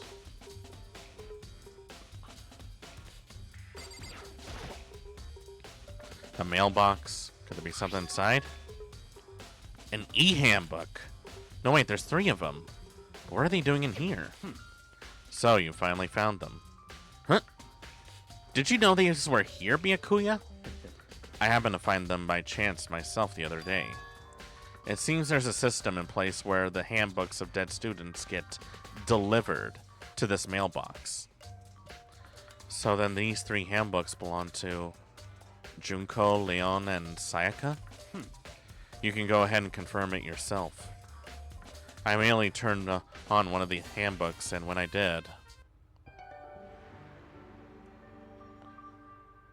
Of course, he ended up picking Sayaka. You're right. This is Sayaka's handbook. Now do you understand? This is the key to the loophole that I revealed earlier. Yeah, I feel like I'm starting to get it. You should pay closer attention to the regulations. The answer has been in front of you this entire time. Loaning your e-handbook to another student is strictly prohibited. Only the act of loaning a handbook is prohibited. Borrowing someone else's is perfectly fine. I see. Yeah, now I understand. You can't ask the dead to loan you their e-handbooks. But you can technically borrow theirs, since they aren't around. What? Hold on a second. What's wrong? Very strange. Strange? One of the handbooks. It won't turn on. Is it broken? Who is it? The other handbook showed Junko's name when I started it up. Then the one that won't turn on must be Leon's, right? I see. It would make sense, yes. After all, he did get pummeled with dozens and dozens of baseballs. Oh, right. Yeah, I remember that. That cruel punishment which led to Leon's death. That execution the mastermind concocted. A cruel, heartless death. You're right. Wouldn't be surprising for the handbook to break during that kind of assault. Damn it! Hey, hey! Hey, hey, hey, hey, hey, hey, hey, hey! No! Hey! Really angry! Jeez. What? That e-handbook is essential to student life here. Crucial, integral, instrumental, a super big deal. There's no way it would break that easily. But it did... If I said it wouldn't break, it wouldn't freaking break! It can withstand up to 10 tons of pressure, and it's waterproof up to 100 meters, okay? I don't care how many baseballs you hit with it, it wouldn't do crap. Oh, but, even my amazing handbook does have one single weak point. It does? I can't hear you! But it's a secret! I wouldn't want you to go breaking any more handbooks. What? Then Leon must have broken it somehow without realizing what weakness it was, right? Hard to say. You know what I think? I think his handbook isn't actually broken. But you might ask, how could that be? Leaving the question hanging in the air, Monokuma disappeared. What just happened? I don't even know what just happened. Monokuma said it's not broken, but it's undeniable that it's not turning on. That's fine. Well, I don't see any connection to the case, so it doesn't matter for now. Think so? Either way, something about it still bothers me. Guess we'll just have to check it out later. Okay then. This should be enough to get things rolling. Let's begin our investigation in earnest and track down the true culprit. Yeah, We need to find the one who killed Chihiro. To be exact. Not quite. Huh? Not quite? What do you mean, not quite?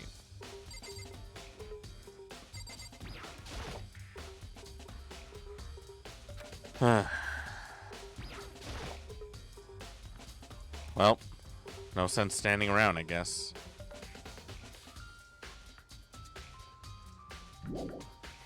Hold on. There's still more waiting to be checked. Like what? I doubt there would have been anything that they left behind.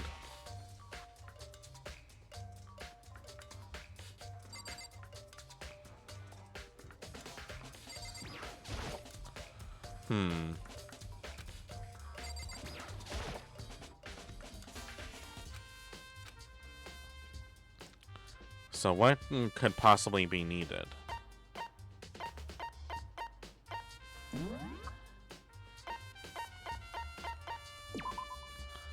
Let's see.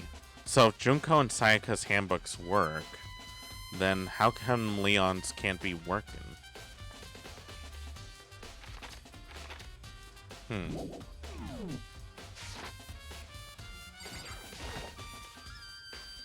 So what do you mean by that, Byakuya? To be exact, not quite. Certainly I want to reveal Chihiro's killer, but more precisely, I want to discover the true identity of Genocide Jack. Then you really think? You truly believe Genocide Jack is the one that killed Chihiro? Don't make me repeat myself. Absolutely. I have no doubt Genocide Jack is the culprit in this case. That murderous fiend is Genocide Jack, right? There's nobody else it could be. But how? And why? A murderous fiend who kills again and again, using a bizarre and brutal method. They're like a ghost, attacking and suddenly slipping before the police can arrive to them. And what nickname did that internet give this mysterious killer? Genocide Jack. They said he's killed thousands of people, but that's gotta be an urban legend. Still, can one of us really be a demented, psychotic killer like that? You're not wrong to wonder. But words mean little right now. I have something that will prove it, and I can show you.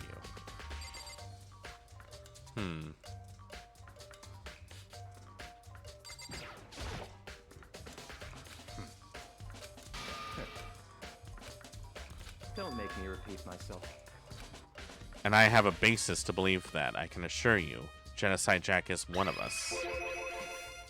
Is there really proof? There's somewhere I'd like to take you. This will provide all the evidence you need. It's all clear now. Evidence that Genocide Jack is the one that killed Chihiro. Evidence? Does something like that really... hey, you two! Big trouble. I need your help. I don't have time to We're play busy. with you. Leave us alone. But it's an emergency. Emergency. Come on, you gotta help. Alright, slow down, Hina. What is it? Please. Just calm down, okay, Hina? I mean, What's the emergency? What happened? well...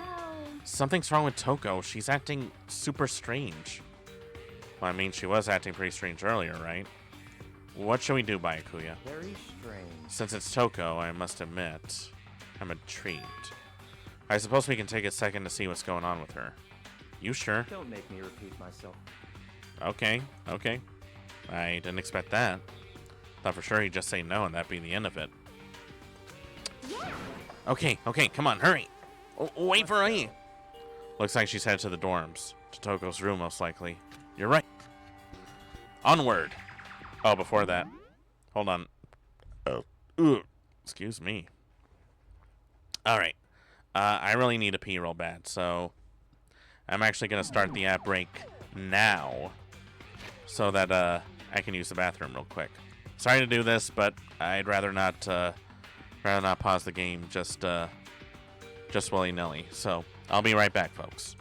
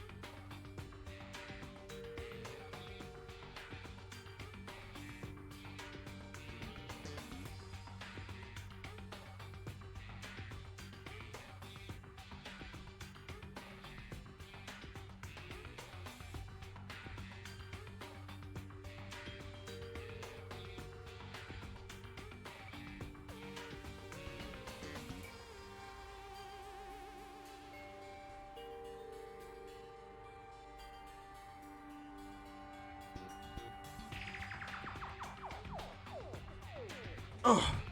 Okay, we're back. I did 30 squats before the ad break was over. Beat that. Oh man, I'm exhausted. Okay. Let's get going, shall we?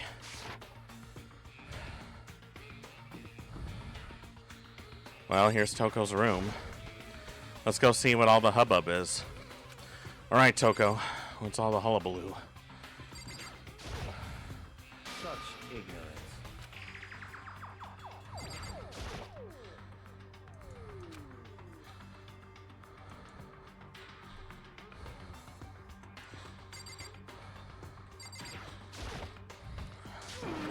You guys are too slow. I think you're just too fast. So, what's this emergency?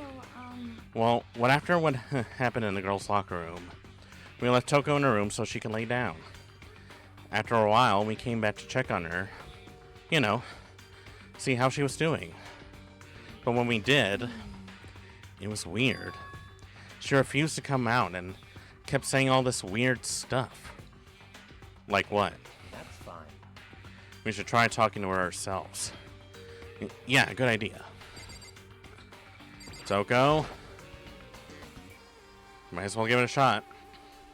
Oh, Toko! I sure hope that you are being appropriately dressed.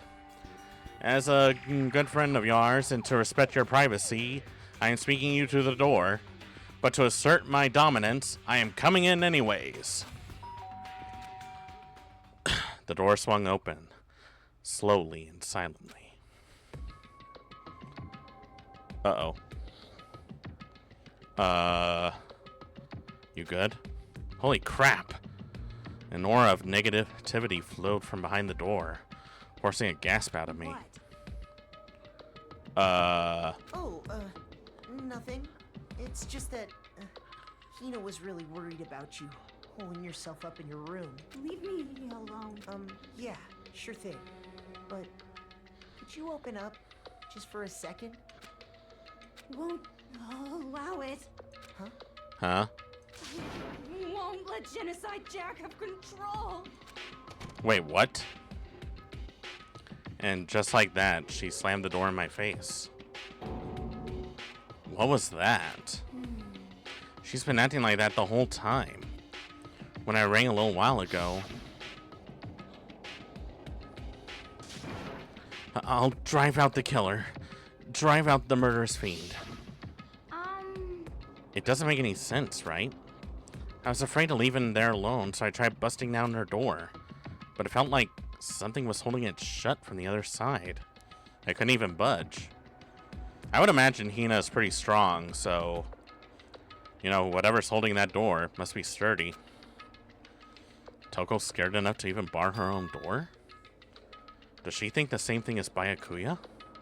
Does she think the serial killer Genocide Jack really murdered Chihiro? Is that why Toko's so scared? Whatever it is, I'm really worried about her. Isn't there anyone who might be able to persuade her? Maybe you? Hey, Byakuya. You think you could ask her? To come out of her room, I mean. That's fine. Sure, whatever. Huh? You're gonna talk to her, Byakuya? Wow, I guess you can be nice when you want to. Byakuya stood in front of her door, not making a sound, and pressed the doorbell. After a few moments... What do you want? Leave me alone. You're all so annoying. Bakula! It's Byakuya. Close enough. I'm sorry. I couldn't keep our promise. Don't worry, never again. I won't let Genocide Jack have control ever again. And with that, the door slammed shut. Even Byakuya couldn't pull it off. There's nothing else we can do. Let's get back to the investigation. Hold on. Hey, Byakuya, what was Toko talking about just now? Something about a promise? What? Oh, I have no idea. Another one of her delusions, I'm sure. But if I said I don't know, that means I don't know. Just let Hina take care of her. Oh, yeah, okay. I'll just stay here and keep an eye on her. Let's go. Well, let's go then. Man, this guy's such an asshole. Without waiting for a reply, Byakuya sped away. Byakuya! I hurried up and tried to catch up. I tried talking to him several times as we walked, but he didn't even look back, let alone say anything. Just kept walking towards his destination. Finally, his feet brought him to a stop in front of a certain room. The library? Come on, let's go in. This guy's really irritating me.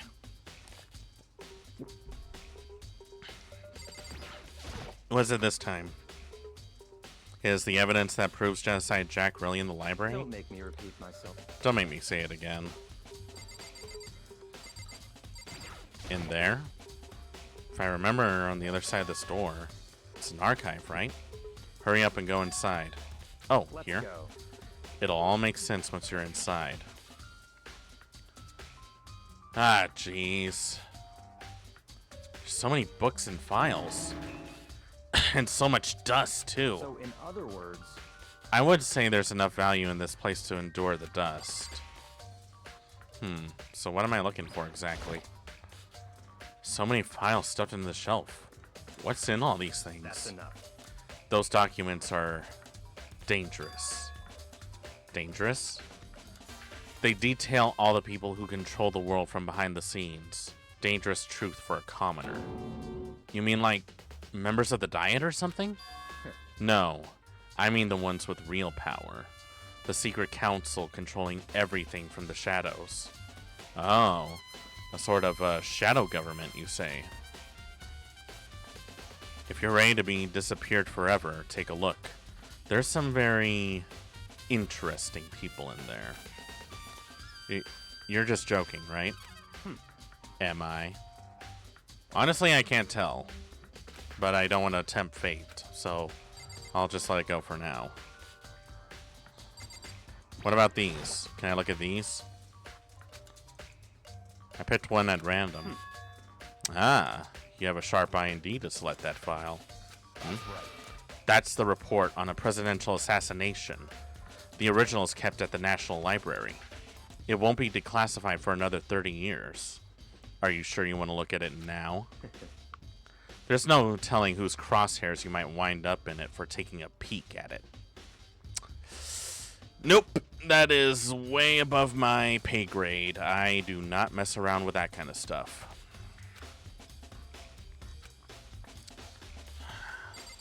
Alright then, fine. So what am I looking for?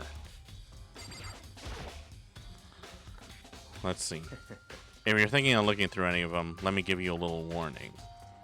Those things are filled with graphic, disturbing photos from all kinds of crime scenes. The kind of thing a normal person would never want to look. Be careful. What do you mean? All those files are investigation reports related to different cold cases. Those are internal documents for police eyes only. They're not the kind of thing you'd expect to leak. Oh?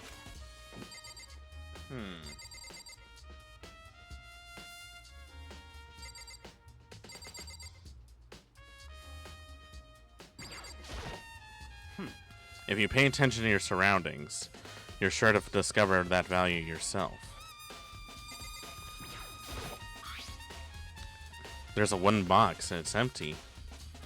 Although, judging by the smudges in the dust, it looks like something was already inside. I wonder what it was. There was an extension cord in there.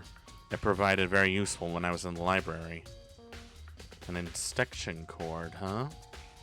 Wait, wasn't that what Chihiro was tied up with, though?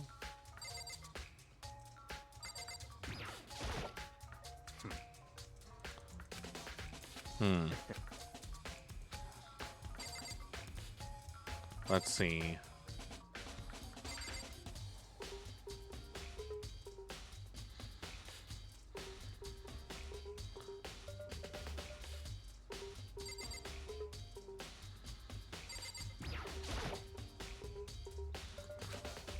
Let's see. No.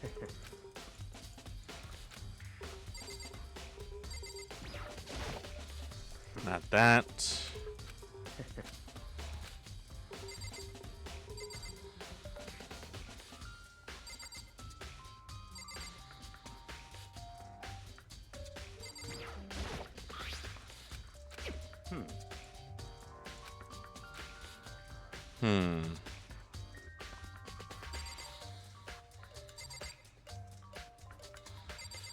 Another security camera.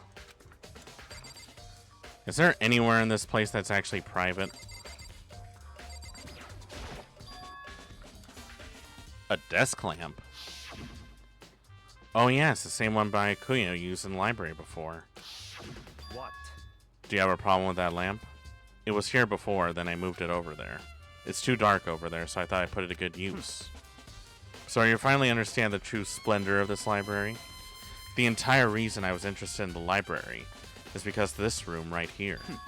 Interesting. It's home to classified government documents, police records, things no ordinary person would ever see.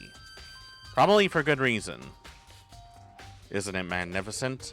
No, I feel like I need to call a lawyer for this. This can't be for real, right? Such ignorance. That's your guy's problem. Anything that doesn't fit in your preconceived reality, you label it a lie. Well, it's not that. It's just... It's not like I totally refuse to believe it, but... I mean, there's just so much. How could anyone have put this all together? I suppose this just goes to show how much Hope's Peak truly wields. Or perhaps... the mastermind may have wanted to provide us with enough entertainment to keep us from getting bored. It's no use. I can't keep up with all this. It's just too unreal. What's wrong? You still can't believe it? What about you? How can you believe it so easily? Things like that are usually impossible. What? What do you mean, usually? Usual, normal, ordinary, simple? Those things don't exist anywhere in the real world. If you don't understand what they actually represent, you don't understand the nature of anything. You don't pull your punches, do you? Nope. He is just exactly what he seems like. But don't let that fool you, because underneath those really thick glasses and that $3,000 suit, he's a real piece of shit. Besides, what you consider usual is based on your common sense, right? But what makes you think your own common sense applies to me at all? The documents gathered here are genuine. I have reviewed them multiple times, so there's no doubt. Is that so? Hold on a second. You're saying you've read all these documents more than once? But all this has to be like top secret and confidential stuff, right? So, why? My family has a reading room just like this at our home. Ours is bigger, of course, and not as dusty. Here we go. Huh? Members of the Togami family have access to any variety of government-related documents.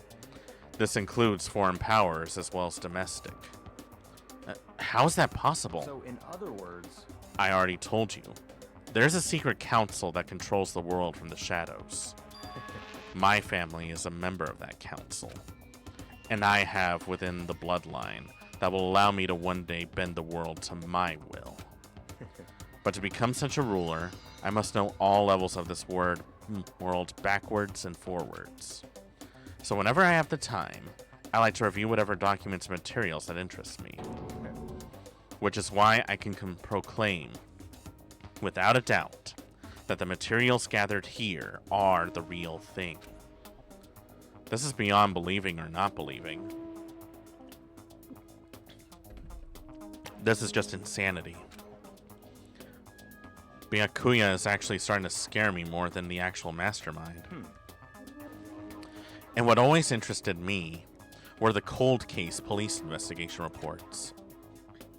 Reading through those reports has always been a hobby of mine ever since I was little. The excellent mental exercise.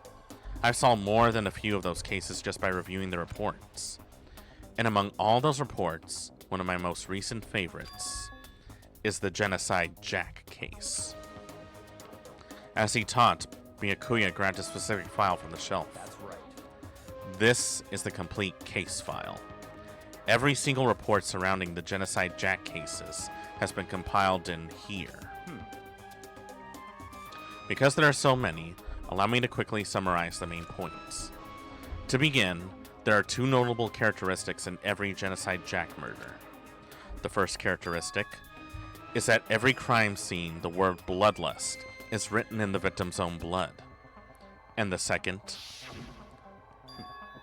is that when the victims are murdered, their bodies are suspended in a certain way. Bloodlust is written in blood, and the victim's body is suspended. That's exactly what happened to Chihiro.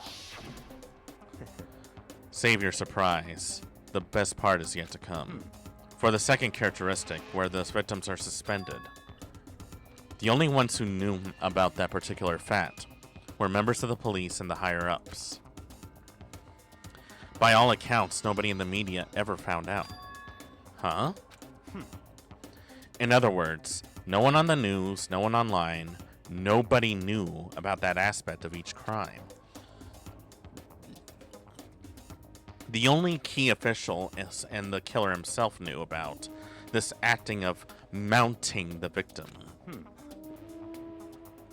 Now, if you recall Chihiro's corpse, her body was most certainly mounted in this fashion. So how could the killer have known about suspending the victim? That's right. That's the key question. But in fact, the answer is quite simple. So in other words, The culprit isn't a copycat killer. It's the real Genocide Jack. in other words, That's right. There is evidence that Genocide Jack has hidden himself among the rest of us. Then, Genocide Jack really is. Such a brutal, fiendish killer really is walking around among us? interesting. Things are really starting to get interesting, aren't they? I never imagined such a killer with a reputation would ever become part of our little game. Now, don't you think it would be good for you to take a look at what I've already seen? You might just manage to ferret out a clue or two. Such ignorance. If you get down on your knees and beg, I might even show you myself. I'm good. Byakuya, about that Genocide Jack case file. Could you let me see it? That's fine. Well, you didn't beg. But I guess it's okay this time. Jeez, this guy is such a petty bitch. Feel free to look at it in here, but you can't take it with you.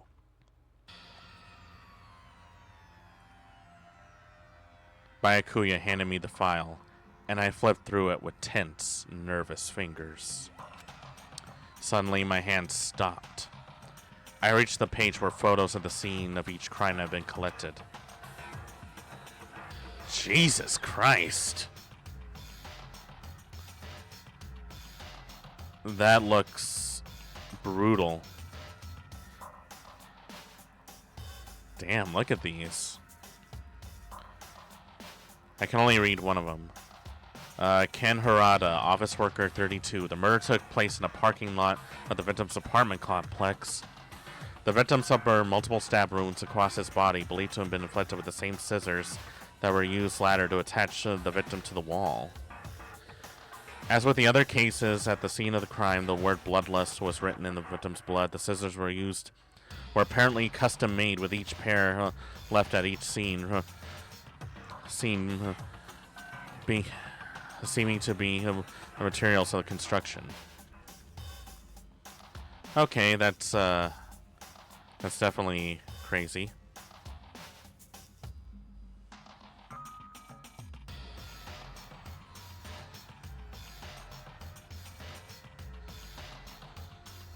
Why is she showing me?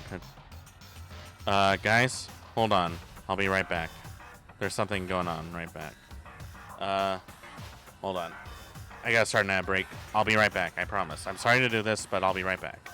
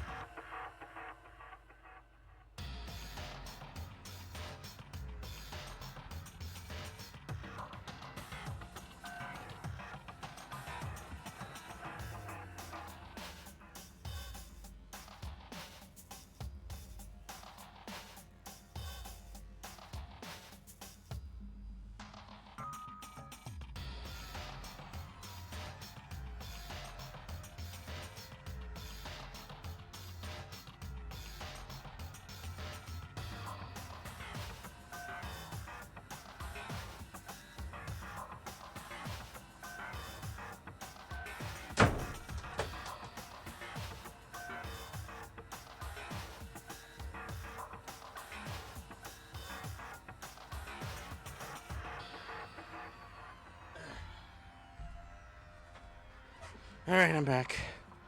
Sorry for that, folks. I won't go into detail, just... I really need to move out of this goddamn house. I can't take it anymore. Alright, let's finish it up. We're gonna try and wrap this up, and then we'll pick it up again another time. Let's see. Ken Harada, 32. Tetsuhiro Honda, 17. Soji Gaku, 23. Kano AC, 14. Takeshi Yoshida, 30. They killed a 14-year-old? 2 teenagers. What are the chances? Komatsuna Taro, Takefume Kono, Uchida no Hisa, Takeshi Masamune, Yuto Yume Jima. There was no end to it. But one thing became perfectly clear as I read it. All the killers' countless victims were killed and suspended in the same way. Well, hold on. Hold on there, Chief. Not exactly the same way. Yeah, look at this. Guys, did you notice something? Yeah, they're suspended, but there's something common with them. All of them were using scissors to suspend them, not ropes. And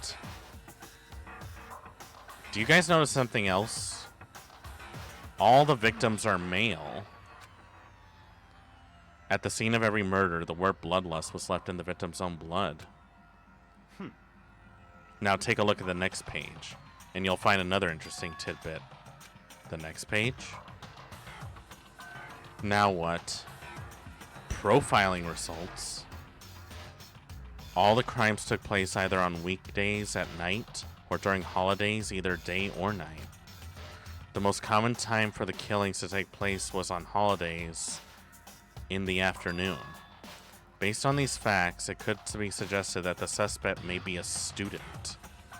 Evidence suggests that the suspect lingered at the scene, but when they did leave, they were in a panic. Because an eyewitness has never come forward, it's unlikely there was any external reason for this. But wait. Usually on a holiday or on a weekday at night. It was nighttime technically, but what day is it?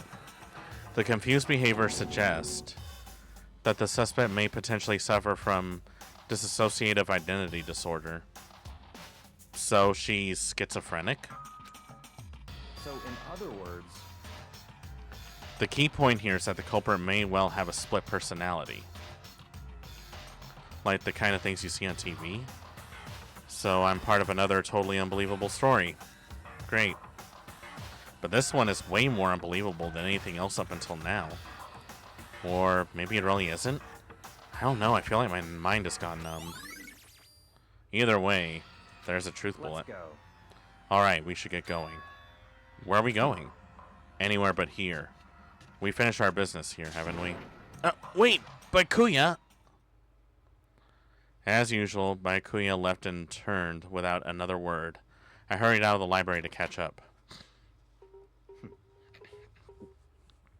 Well, this is where we part ways. I have some things I need to take care of before the class trial. Huh? Just all of a sudden like that? I don't have time to play with you. Come on, enough of your annoying misapprehensions. Did you really think we'd be together this whole time? Take responsibility for yourself and do something more useful. Move the investigation forward on your own. Well, goodbye. And just like that, he was gone.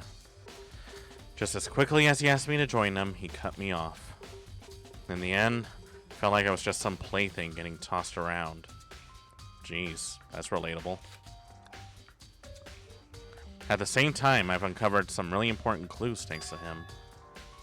Genocide Jack. He's the one that killed Chihiro. That murderous fiend is one of us. But who is it?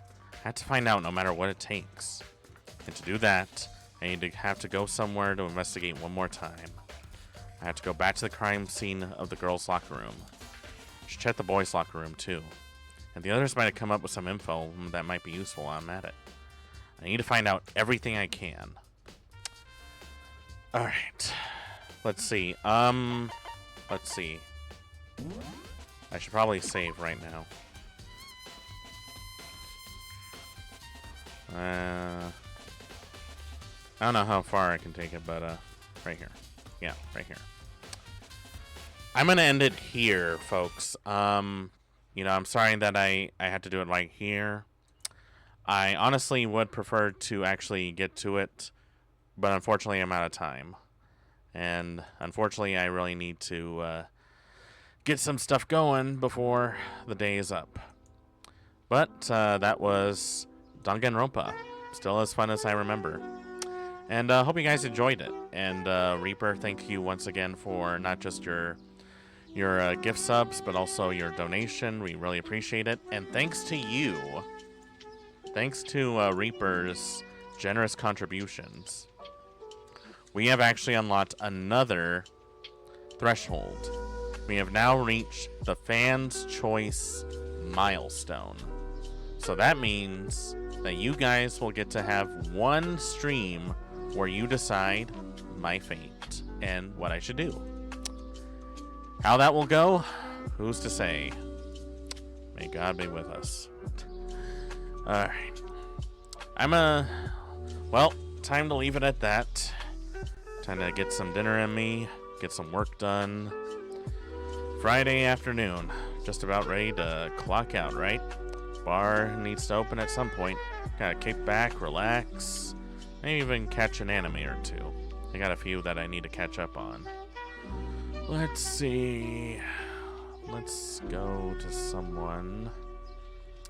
Anyone, honestly. I don't know who. Let's see. Maybe we'll go into someone random. Next week for sure, I will actually look into doing one of the milestone streams for you guys. And, you know, hopefully it'll turn out pretty well. I don't know how well it's going to be, but we'll see what happens. Let's read into Lucia and give her some love. Thank you all so much for watching. I hope you enjoyed today's stream. If you have any suggestions of what you'd like to see, leave a comment below. Be sure to check out our Discord if you haven't already. And be sure to tune in to our YouTube page for videos, VODs, shorts, and everything in between. Check out our Patreon if you want to see some artwork from past lives. And of course, check out our Neo Cities. That's going to be our new little official website for next time. And as always, respect the classics.